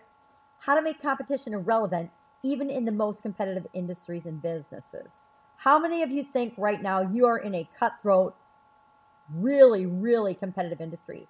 Type me in the comments below because I really want to know. I want to know how many people listening really feel like competition is a killer for you. I want to share a couple of quotes about competition, and I meant to grab a Vince Lombardi quote about competition because I live in Wisconsin. We ought to have a Vince Lombardi competition quote, and I saved one to my computer but forgot to put it in my slides, so I might have to change that out and do that because he is so Wisconsin, right?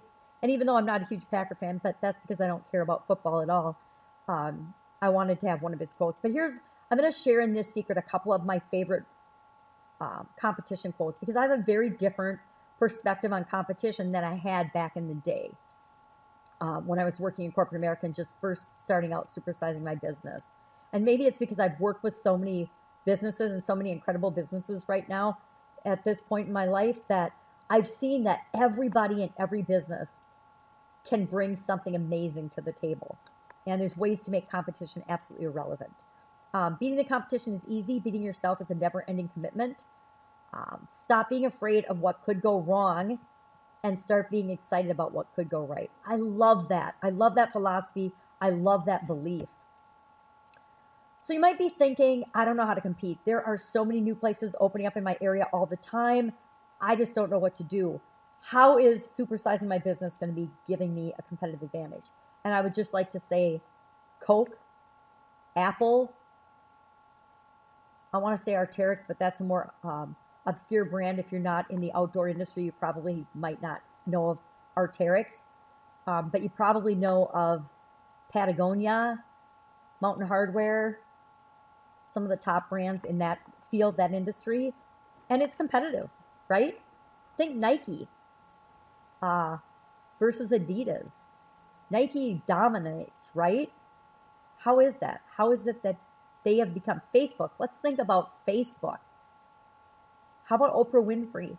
Think of all the supersized businesses and industries that are in super competitive markets. And I'm going to explain by way of an example in what I think is actually one of the most competitive markets that still exists. And that is the bar and restaurant market. Do you know there's 1 billion restaurants right now? There's only like 8 billion people on the planet. That means that statistically, if you look at statistics, there is a restaurant on the planet for every 8 human beings on this planet. No wonder so many of them fail, right?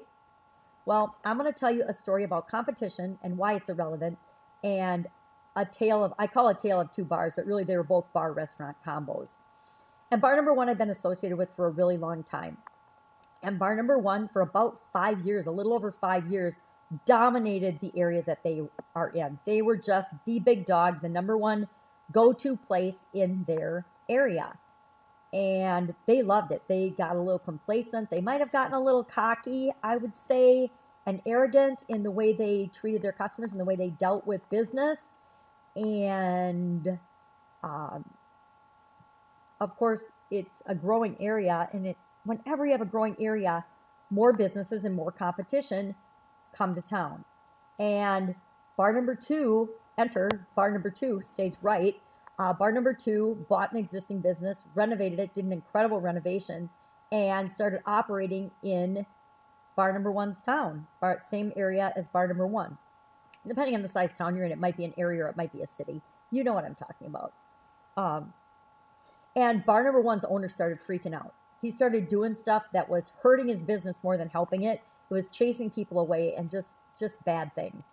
And so lucky for me and lucky for him, I was doing this work with other businesses, and I'm like, man, I think I can help you out with this. I think you're seeing this as a huge problem, and I don't think it's really as big a problem as you're thinking it is. So we started doing the preliminary work and going through the steps and going through the process with him. And he realized a couple of really cool things that made all the difference in what he was doing. And it's a good thing we did this work, because in the next 9 months, 7 new places opened up in the same area. And I guarantee that had we not done this work, had we not made the changes to his business and gone through this process, he would have either had a huge health challenge because he was having some health issues and chest pains and things, or he would have quit the business. He would have gone out of business, or he would have chased enough people away to make it that he didn't want to be in that business anymore. But fortunately, we did do the work. We did go through the process. And these are just some of the key takeaways that we had from doing that work, or that he told me he had from doing that work. Some of the things he learned the most from. I asked him, I said, well, what are some of the things that you thought were most beneficial and that you used the most from? Because I'm putting together this presentation and I want to share it with people. I want to use this as an example. And he said, well, please don't use my name, because not all the things that we did worked out, and I wasn't the nicest person at all times during part of that period. So if you could please not use my name. And I said, I'm not going to use your name. I'm not going to tell where or anything. I'm just going to say, give me your takeaways, and I won't tell your name. I wouldn't have anyway. I respect, and that's why I'm not sharing names with a lot of the businesses in here, is they have asked me not to, because it is their competitive advantage. Using this process is their competitive advantage in their estimation, and they don't want to risk that. So they don't want all the other restaurants or bars or salons or spas or car dealerships in their particular market or area to work with us, because they don't want to compete with them on similar grounds. Now, I would contend that it would still be different, but I also want to honor that. So some of the key takeaways he had is, the one thing he learned is that he truly believed he wanted everybody in all the business coming to his establishment. And the fun way that I illustrated this for him is we went to his and sat at his business at 1, 2 o'clock in the morning a couple of Friday and Saturday nights for a few weekends. And what we found was that 21-year-olds and testosterone and alcohol don't necessarily make a good combination when used out of proportion. We saw people throwing up. We saw the urinal get ripped off the bathroom wall. We saw bar fights. We were there when the front window got smashed. Crazy stuff. And this was just, according to the employees, a usual Friday and Saturday night. And so he shared with me that one of the biggest things he learned is that he could attract back to his business, using the strategies and things that we put in place for him, just the customers he wanted to come to his business. So he attracted back a much higher caliber of customers, and he left all of everybody else with bar number 2, or restaurant number 2 and bar number 2. He said he learned a lot about the lifetime value of a customer. He hadn't really ever considered this before. He always was just doing what every other bar and restaurant he'd seen do before, offering discounts, 2-for-1s, doing karaoke nights and specials and things, sponsoring pool leagues and teams and things, having meat raffles and DJs and just things he'd seen other people in the same industry do.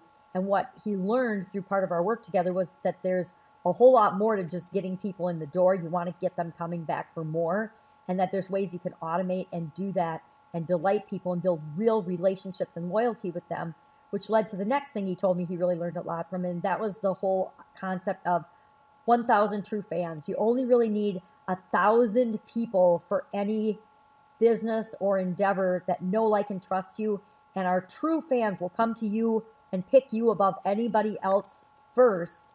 And that's from a Kevin Kelly article in 2008. But I learned about it. I was reintroduced to it a couple years ago, and it's really, really powerful. And so now I teach to all my students and all the people that I work with, because it is so powerful. That, in combination with determining what the lifetime value of your customer is, that is the quickest, easiest way to want to always be getting new customers, and then building a system to treat them well. If you increase your customer status, if you pay attention to them and communicate with them and make them feel good for coming to your business and interacting with you and doing business with you, there's really only 3 ways to make more money in any business. That's to get new customers, get them coming to you is the best way. sell more to existing customers, increase the average amount that they spend, or third, get them to come back more often and spend with you more frequently. And beyond that, it's just different ways of decorating that up or getting people to do those three things with your business. But people support businesses that they know, like, and trust. And that was a really big lesson for him because he had not banked on and built up the know, like, and trust with his clientele. He was a very absentee business owner. And what he learned is that people don't know, like, and trust you if they don't see you, including your employees. And if your employees don't know, like, and trust you and aren't building you up and respecting you, your clientele isn't either. And that was a recipe for disaster that we definitely turned around. So I call this the invisible value creation. And you do that in a way that's really unique. And I did it by combining two concepts by different people. And I found quotes by them. One, of course, Tony Robbins, one of my favorite mentors. Setting goals is the first step in turning the invisible into the visible. And I was having a discussion with one of my actually coaching clients the other day, and he was saying he didn't really believe in, that we create and we get what we expect and we create things. And I said, well, where do you think every product and every service that's available to us now came from? It all started with an idea. Can you see an idea? He's like, well, no. I said, so is an idea invisible? He's like, yes. I said, well, then obviously everything starts out in the invisible and becomes visible because we manifest it. And that idea, that invisible idea or concept gets acted upon, and the acting upon it causes it to become visible or manifest. Anyway, that's a little bit deeper than I meant to go into here. And then another quote I really like is, companies that solely focus on competition will ultimately die. If you're always paying attention to what everybody else is doing, you will die because you'll always be trying to play catch up or compete with what they're doing. Those that focus on value creation will thrive. If you pay attention to being the best you can be and serving your customers the best you possibly can and creating and making things that are invisible, ideas you get to serve them better and manifesting them and making them visible in the form of value creation, you have no competition. So you might be thinking some of these things, right? Well, I don't know how to do any of those things you talked about in the last secret, Sharon. I don't know how to automate. I don't know how to outsource. I barely know how to negotiate. I don't know how to create rules that work for me. I don't know how to create lifelong customers. What the hell are lifelong customers? What the heck's the lifetime value of my customer? How do I figure that out? And much, much more. I'm sure there's lots of things that I've brought up already that you're like, oh my God, how do I do this? How do I deal with the government, the IRS, professionals, consultants, gurus, people that come to me, vendors? How do I best do any of that? You don't have to. Here's the good news. It's all built into supersizing your business and the system and the strategies and the work you need to do. When you serve, here's the truth. Here's the bottom line truth. When you serve your customers better than anybody else, and you give them what they need and want, if you give them what they want and then provide what they need as part of what they want and are asking you for, if you make them part of your family or tribe or whatever you call your organization or a member of your business team, not necessarily an employee, but they like to come to your place, they'll become loyal supporters of your business. They will defend you against haters and critics.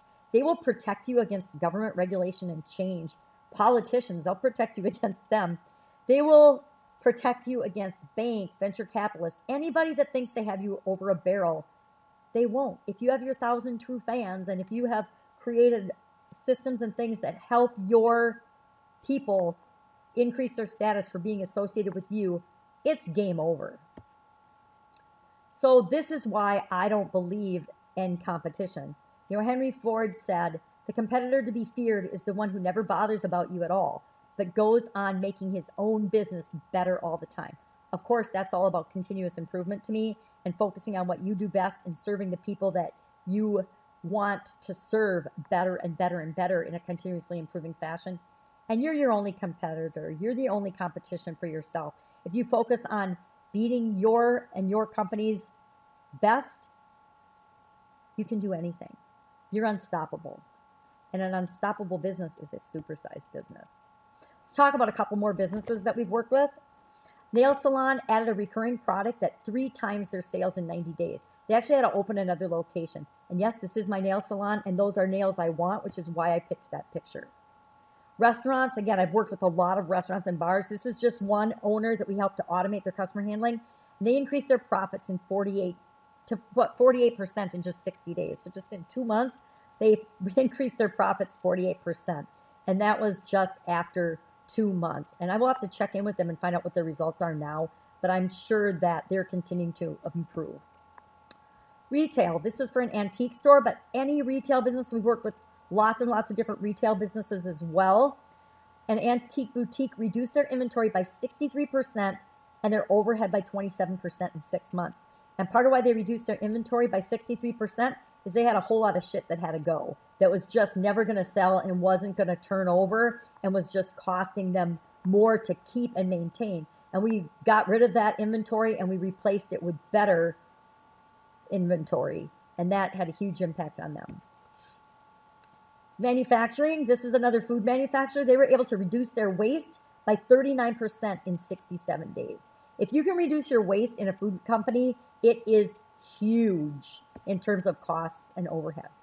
So now you know how to make competition irrelevant, even in the most competitive industries and businesses. So what we've covered, here's what we've covered so far. I've shown you secret number 1, how to ethically steal the secrets to living the 4-hour work week, and it's not with an online business. Secret number 2, how to supersize your business without working yourself to death. And secret number 3, how to make competition irrelevant, even in the most competitive industries and businesses. And I would like to just quickly, before we move on, make a comment. If I have not talked about your type business, and that's a concern for you, put it in the comments below. And I promise, as soon as this is over, I will send you a testimony from somebody that's in a really similar business, if not the exact same business as you, because I want to make sure that you know that you're not the only one. So let me ask you a question. I've been talking for I don't know how long because I don't have a timer on this, but are you enjoying it so far? Have you learned anything so far? Have you gotten something that you can take and you can say, oh, I can apply that to my business right now. I can see how that would help me right now. Awesome. Comment in the comments, yes, no, maybe.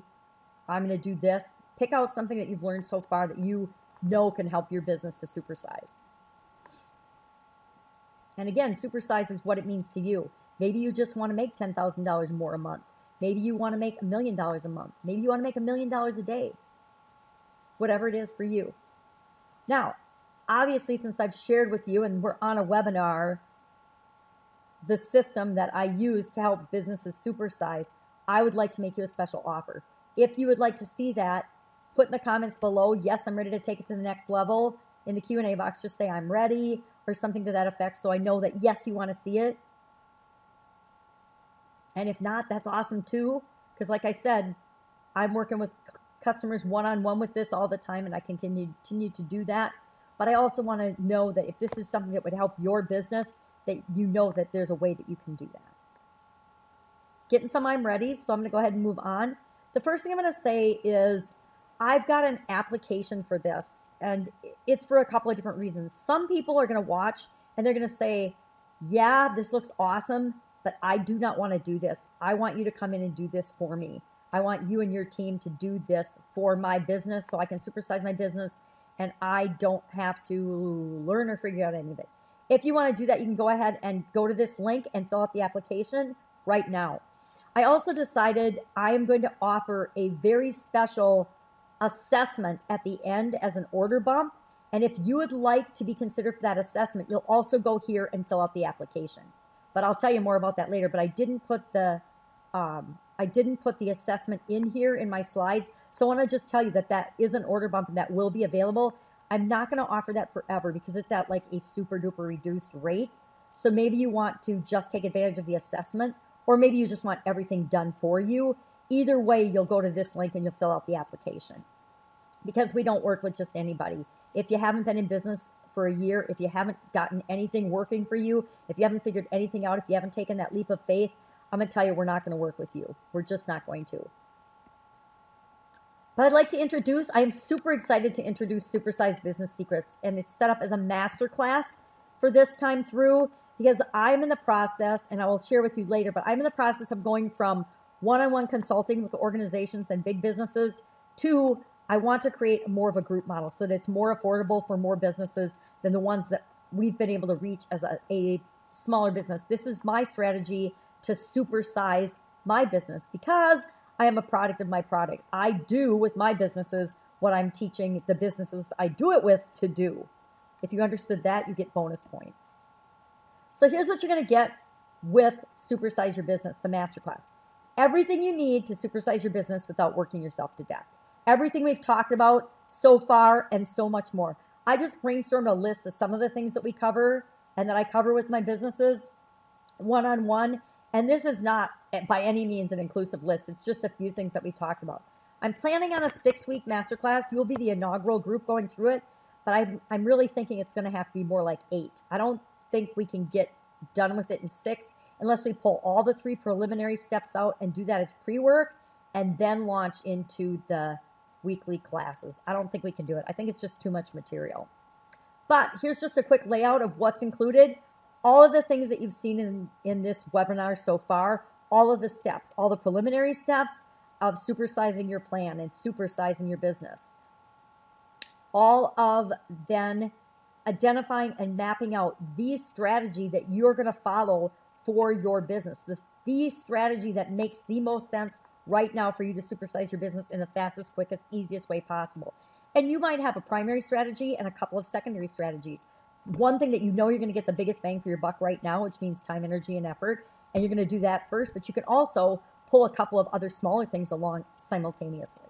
And then we're going to go through the detailed workings of your processes, and not just for the key thing that you're going to work on, but all the processes that you're going to need in place, all the systems you're going to need in place as your business grows and supersizes. You know, I didn't need an accountant and a tax person when I first got involved in the Italian food business. I did those things myself, but I soon discovered that I needed to outsource and I needed to do those things. And those were actually the first things that I outsourced for my business was the accounting function and the tax prep. That stuff had to go. But then you're going to go through optimizing those processes, automating where automation makes sense, delegating and outsourcing where that makes sense for supersizing your business.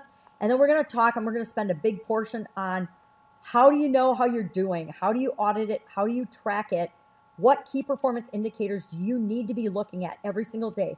Because each of us as owners should be able to look at 1 or 2 numbers every day and get a feel for the pulse of our organization. How is it doing? Is it increasing or is it decreasing? Are we staying the same?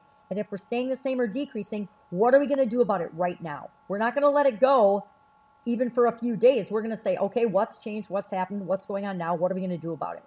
And then, of course, again, my favorite is the continuous and never-ending improvement. And the cycle of continuous improvement. And that's something I think that we look at and we cycle back to every part of this process all the time.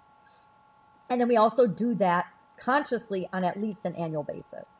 In addition to that, then that's what leads to our Supersize organization. We'll wrap it all up as a final lesson for that. Supersizing your business is all about Supersize Business Secrets. It's all about helping you to supersize your business. And you're probably thinking, well, how soon can I expect results?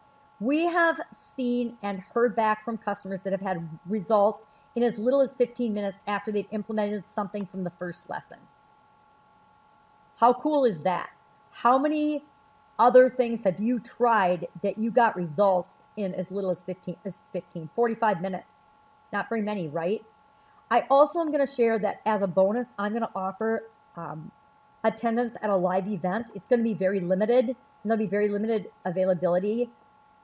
But people that have actually been to one of my live events or people we work with one-on-one, they see massive results in, within 2 days of leaving the workshop or leaving the live event or us leaving their business.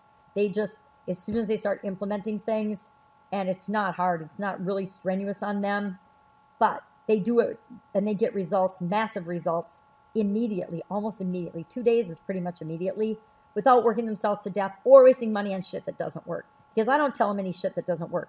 They might bring up some stuff that they think is going to work, and I'll say, yeah, that shit doesn't work. Sorry if anyone's offended by swearing, but it's kind of how I am. I'm very direct. If you want to do something that I know for a fact isn't going to work because I've seen it hundreds of times before, you can still do it, but I'm going to advise you. It's my job to tell you, okay, this is the results we've seen from that activity in, 27 other companies just like yours, or 3 other organizations tried this even though we told them not to, and this is the results that happened. You're welcome to go ahead and try that because you might be different and be able to pull it off given your unique set of circumstances, but the probability is, is impacted by the fact that it's been a failed strategy by lots and lots of other people before. So here's another example. One liquor store owner is now able to run her entire business with just 2 employees. She used some of the automating tools to attract customers that we've been talking about. She outsourced all of her accounting, payroll, tax handling activities, and that was allowing her to free up 10 hours a week that she can now spend with her granddaughters at the cabin that she bought with the increased profits that she's now experiencing from her business. She's up 22% this year already, and we're only in about the middle of the year. So who does this work for? Again, we discussed this earlier. It works for any business owner who wants to supersize your business without working yourself to death. Any place that exchanges goods or services for money or value, wherever there's an exchange of value. Again, nonprofits as well. I didn't put nonprofits on here, I don't think, is one thing that is blaringly obvious to me. Again, if you don't see on this list, which I just brainstormed, your particular type business, type it in the comments box and I will make sure that you get a case study and or a testimony from somebody in your same area, in your same industry, in your same business that is successfully supersizing their business. Remember this? The warnings stay till the end? Well, here we are. I have decided to make the free Supersize Your Business surprise just for staying to end what I'm going to tell you about next. The number one reason why people don't get started with supersizing their business is because they don't have the time. Excuse me. It's happened to me yesterday too, the tickly throat thing. Not here, but somewhere when I was talking. Number one excuse I had for not supersizing and growing my business was I didn't have the time until I talked to my dad. We are going to show you, and I'm going to guarantee that in this one tool, this one lesson, you will be able to free up 10 hours of your time immediately. And 10 hours is enough time for you to implement and do this entire thing for your business. Now, if you don't want to do it and you don't really want to free up the 10 hours, that's cool. You can have somebody else in your organization do it and they can actually do the work for you. You can just be their advisor. Time and money saved by this system, you don't have to spend the years of trial and error that I did, or the stress and the doubt and the worry and the fear and the agitation and the frustration over stuff that didn't work. You don't have to try any of that on your business. You just get to hop in and save the thousands of hours, the last 7.5 years of perfecting this system and trying it with other businesses that I spent. And it's definitely more than the equivalent of a doctorate or the steep learning curve. It was really probably 3 years that it took me to perfect this the first time for my Italian food business. And it cost me tens of thousands of dollars in coaches and experts and advice and things like that. And you don't have to do any of that. We got you covered. Supersize Your Business Masterclass, a $24,997 value. So what else do you need to supersize your business? How about all the tools and resources that you need to automate, optimize, outsource, and supersize your operation? Would that be helpful? I call this Supersize Your Business Map. It's a personalized strategy that we put together using all kinds of tools and resources and things to identify and map out the perfect strategy for you and your business and what you want to create and how you want to change the world. These are just some tools I brainstormed again that we use. I just found out about another one this last week called Milla, and it's a really good, it kind of is like Trello and Red Booth and Monday. It's a really good project management type tool. And so I'm playing with that now. So I'm always finding new tools and new resources. But with these tools, you'll be able to do all the steps of the process, map out your strategy, the clear path for you to supersize your business, automate customer handling, and much, much more. You'll be able to understand your business results, key performance indicators and things, know what's working and what isn't immediately, so you always know what to do and what your next move is.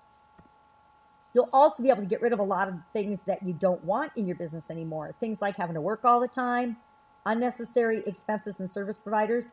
tasks below your pay grade, working in your business instead of on your business, lack of free time, and remember, time's our most precious resource, sleepless nights, stress-filled days, health challenges, or running through your life. Here's another example from Tina in Racine, Wisconsin. She says, I was just going through the motions, putting out fires every day. Sharon helped turn my business into a proactive rather than reactive endeavor. Now I feel so much more confident and sure of what I'm doing. We have a mapped out step-by-step process for supersized growth and profitability to follow. No more guessing and stressing. So would that be something that would be helpful to you? Having that map laid out, being able to know exactly what you need to do next. A lot of times we get frozen and we procrastinate because we don't really 100%, we're not 100% sure of what our next step is. And remember, whenever we're achieving anything, all we have to do is that next step. We don't have to climb the whole ladder to supersize our business in one day. We just have to take that next step today. And then after that step's done, the next step and the next step. And before we know it, we have supersized results that we never would have had we been stuck, frozen, and scared to take that first step. You might be thinking, I can't afford this right now. I can't afford the time. I don't know what it's going to cost, but I think it's going to be expensive, and I just can't afford the time or the money or the resources to do this right now. And at that, I guess I will just ask you, I felt that same way in the beginning, but I also knew I wanted to pay my dad back. I wanted to change my life. I wanted to change the world, and I wanted to create something great, and I didn't want to kill myself doing it and working all the time. And I guess I would ask you, honestly, if you cannot afford to do this, whatever it's going to cost, I'm going to give you an awesome deal, right? How can you afford not to do this immediately? If you are the only person working in your business and you're killing yourself doing it, I would say you've got to do this. How much longer can you limp along? What on earth will happen, God forbid, if you get sick or if somebody in your family gets sick and you can't be producing what you're producing in your business? What'll happen to you then? Something to think about. So what you're going to get, Supersize Business Masterclass, $24,997 value. Supersize tools, resources, and maps, the mapped out personalized strategy, a $9,997 value. That is a total value of $34,994. But what else do you need? How about Supersize Secret Studies? Insider secrets not revealed anywhere else in the world. I hate to tell anybody, or I don't hate to, I'm going to tell you right now, there are secrets in every industry. The way things work and the way stuff gets done in every industry and every business that most business owners that are starting out and trying to supersize their business are not privy to. They don't know. I call it the good old boys network, and there's one in every industry. And it might be all women and a good old girls network, but there's always a network of the knowledgeable people that control things. This is all of our studies, everything I've learned about different industries, what works, what doesn't work, lessons learned, business case studies of businesses that we've worked with and worked for, examples of how business owners have, just like you, have used these processes and systems, tools and techniques in their business to get the supersized results they wanted. Cost to bring this to you? Well, it cost me, a sudden cardiac arrest and a whole lot of experiences, both good and bad, throughout my lifetime. 45 years of studying business. I had my first business when I was 13. 6 figures in investment in training, coaching, seminars, books, research, experimentation, you name it. I've spent time, money, and energy on it. You might be thinking, I can't do this because I don't have the time. Sharon, you were busy. You get this. You didn't have the time. Well, I don't have the time now either. And I will rebut or say in reply to that when people say, hey, I just don't have the time for this.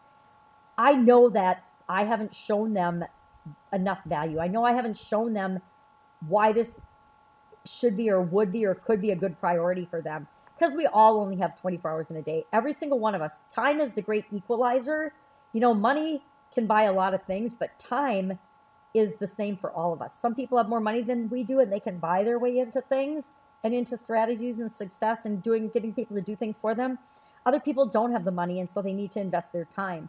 But like I said, time's a great equalizer. We all have 24 hours in every day. It's all we get, and it's a matter of how we prioritize and what we do with that time that gets done. Is supersizing your business and changing your world, is that important enough to you? Is that a priority? Is it a must? If it is, then this will make sense to you. If it's not, then it doesn't matter how much time you have. So what are you going to get? Supersize Business Masterclass, $24,997 value. Supersize Tools, a $9,997 value. Supersize Secret Studies, a $2,797 value. It's a total value of $37,791. So what else do you need to supersize your business? What else would really help you supersize your business faster and easier than you ever dreamt possible? How about supersize swipes? Here's just another brainstorm list. Obviously, a quality person is very big on brainstorming of some of the things that you'll get in supersize swipes. Customer communication scripts, email scripts, bots. If you don't know what a messenger bot is, they are really super effective for marketing and sales and communicating and customer service and quality and building relationships with your customers and your customer list. They're super effective. They're like hundreds of times, 8 times more effective than email. Super scary good results. Funnels, templates, all of the swipe files of campaigns and ads and things that we've done in the past that have worked to help supersize our businesses. All of the strategies and secrets and templates that you can just swipe and use and fill in your name and organization for are included in supersize swipes. You might be thinking, you know, this isn't even something that you want to do because you don't want to learn all this. You've been learning your whole life and you're tired. Guess what? You don't have to. You can actually have a trusted advisor or person do this for you. You can actually hire us for a much higher price than what I'm going to quote here to actually do this for you. We're still taking on some individual clients, not a lot, but some. And you might be, if you fill out an application, one of the lucky ones that we'll decide to work with. So what are you going to get? Supersize Business Masterclass, $24,997 value. Supersize Tools, a $9,997 value. Supersize Secret Studies, a $2,797 value. Supersize Swipes, a $2,597 value. That's a total value so far of $40,388. So what else do you need? What else would help you know that you have got to do this for you and your business and your life and for your world and the people in it that you love and care about? How about Supersize Secret Systems? Supersize Secret Systems. I have created with other people a lot of systems over the last 7.5 years. Systems that are secret, that we use in our business exclusively to help our customers and our clients and our businesses that do business with us to create these things and these systems and automate them for themselves. Here's our proprietary systems that we only share with our students and our customers. Things for managing and doing social media and advertising, influencer marketing systems, referral marketing system, relationship building marketing systems, automated systems, business function secrets, and all aspects of your business. The secrets to making sure that each function of your business is working optimally and together with one another to make sure that your business is a well-oiled machine. It took me over 14 years of research and development and 1.5 years of trial and error to perfect a lot of these systems. And since then, trial on other people's businesses. So that's terrific for you because you don't have to be an experimental system for us. We already know what works. Tens of thousands of dollars I've spent in this, creating these systems. Things like getting your customers to come to you on autopilot, you know, spending more, bringing their friends and coming back over and over again. We have automated that system, and we have got a killer system that you can put to work for you, you know, as soon as like tomorrow. You could actually take this system and put it to work in your business. If you offer people the best, if you offer them the best things and what they want, if you solve their problems for them and you appreciate them because you do appreciate your customers, if you increase their status of being associated with you and your business, anything is possible. Supersize Business Secret Systems, you might be thinking, you know, I've tried other guru products. I've tried other master classes. I've done other things before. I've done other people's Facebook ad systems, you know. I'm going to share a story. We had a really high cost real estate coaching firm that we dealt with and consultant. And 3 years into it, we worked with them for 3 years, and we probably should have known her sooner. But about 2 years into working with them, we realized that our results and things we're doing were things that they'd never done before. And that was kind of the first indicator that they weren't actually doing what they were coaching us and teaching us to do. And we spent a lot of money with them. So that's where I got my first taste of, well, just because they're a coach and a guru doesn't mean they're actually doing the things that they're telling you to do. Now, I'm okay with that if they're not claiming to have done those things. But if they say they've done those things, then I want to know that they've done those things. And that's not true, because we guarantee to show you how to supersize your business, or you get your money back. No questions asked. If you're not satisfied, then we're not satisfied. We're going to make sure that you supersize your business. So what are you going to get? Supersize Business Masterclass, $24,997 value. Supersize Tools, $9,997 value. Supersize Secret Studies, all the inside secret scoops that nobody else is going to tell you about, $2,797 value. Supersize Swipes, $2,597 value. True shortcuts, along with the Supersize Secret Systems, $1,997 value. Those will shortcut the time that it takes you to supersize and do these things by years, if not a decade. Total value, $42,385. Now, I was going to tell you at the beginning that I was going to make you an offer for something that was worth at least $42,000, but I think I forgot to do that, so ignore me. But let me ask you a question. If all this did was, I want to ask you if all this did was, would it be worth $42,000? Now, obviously, I'm not going to charge you $42,000, although I do charge my corporate clients way more than that. But if I were to charge you $42,385, and all this did was show you how to exactly, step by step, how to supersize your business, would it be worth it? If all this did was increase your business's profits so you could quit stressing out all the time and maybe get a good night's sleep once in a while, would it be worth it? If all this did was let you cut back to a 40-hour-a-week or less work week, like a normal person, would it be worth it?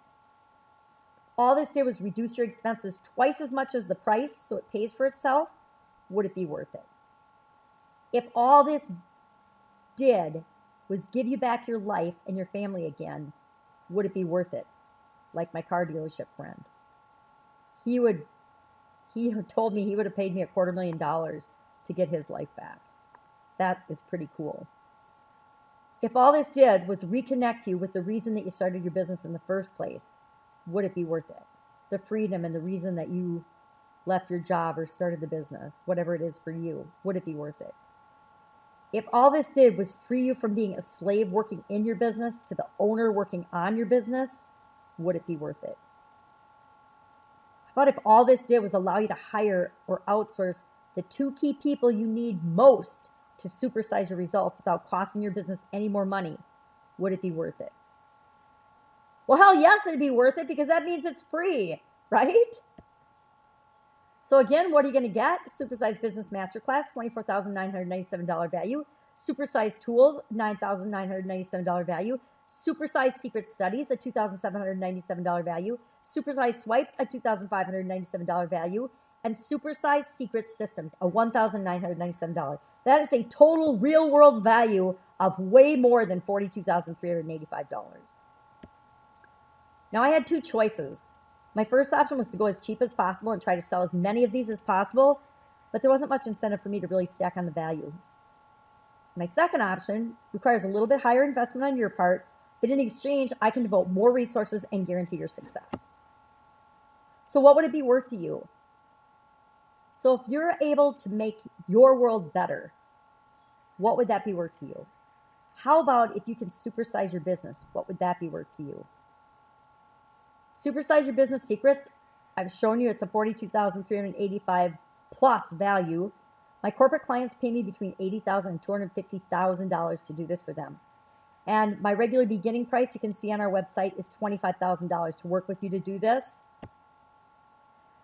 But I'm going to offer you a really special discount today, and I alluded to this earlier. Number one, because I want to transition as part of my Supersize My Business plan from doing mostly one-on-one, 90% to 100% one-on-one coaching and group, coaching, and one business at a time, to a group model. And in order to do that, I need an inaugural group that will help me to create this product, because it is a product, with me, and get it online so that I can optimize and automate it. I've got it mapped out. I've got the strategy. I've got the proven system. I've got the processes done. I need to optimize that. And how I optimize that is going through this live with you. And then I can automate that by doing it on the internet. And that's how I'm going to supersize it. So in exchange for you being a part of my optimization step and also doing it for your business, I'm offering you a deep discount. So today, for this special price, you're not gonna pay $42,385. You're not gonna pay $25,000. For a one-time payment of just $4,997, you can get started today just by going to supersizebusiness.com/go. If you open that up in a new browser, you'll be taken to the order page and you can fill out your information and get started right now. So again, what are you going to get? Supersize Business Masterclass, $24,997 value. Supersize Tools, $9,997 value. Supersize Secret Studies, a $2,797 value. Supersize Swipes, $2,597 value. Supersize Secret System, a $1,997 value. That is a total value of $42,000, $42,385 plus for $4,997 by going to supersizebusiness.com/go. Now you've got two choices. Your first option, do nothing, not take this leap of faith, which is 100% risk-free, by the way. Or the second option is to pony up the small investment today compared to all the value you get in return and just give it a shot. If I can't make you money, I don't want and I don't deserve yours, which is why we've got the Supersize guarantee. You sign up today. If you don't like it for any reason, I don't care if it's 29 days, 23 hours, and 59 minutes from now, just let me know and we'll give you your money back. The real question is it worth gambling a few minutes of your time to check this out? Which, if it does even half of what I've claimed today on this training, will pay for itself as soon as you apply the very first lesson in Supersize Business Secrets. So again, what are you going to get? Supersize Business Masterclass, $24,997 value. Supersize Tools, $9,997 value. Supersize Secret Studies, $2,797 value. Supersize Swipes, $2,597 value. Supersize Secret Systems, a $1,997 value. That is a $42,385 value for the special price of $4,997 today.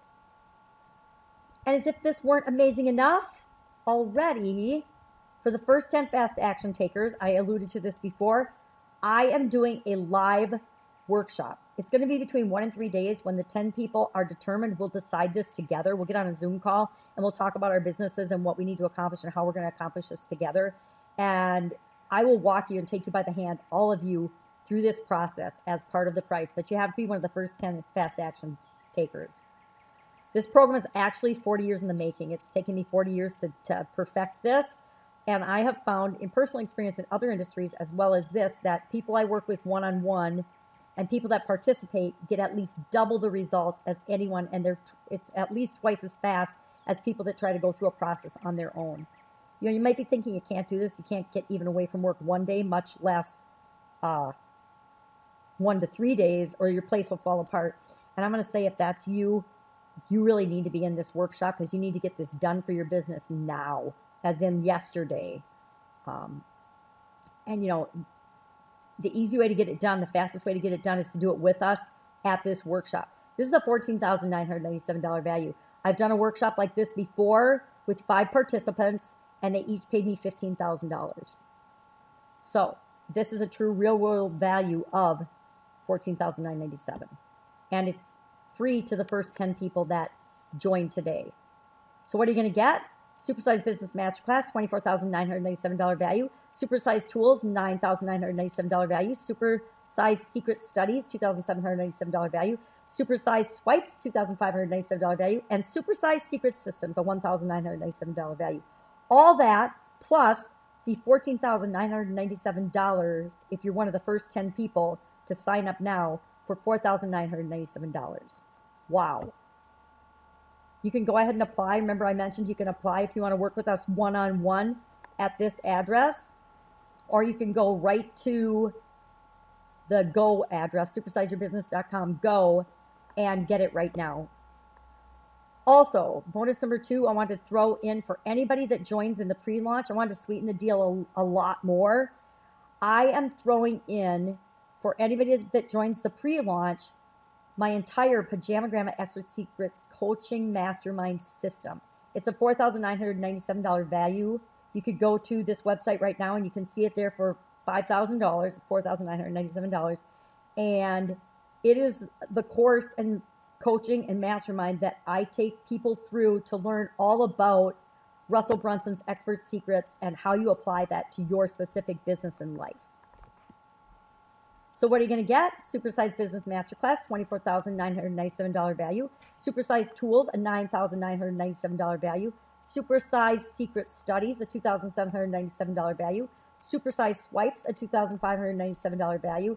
Supersize Secret Systems, a $1,997 value. All this and the bonuses that I've mentioned so far for $4,997. And you can get that right now by going to the address on your screen. Just open it up in a new browser and you'll be all set.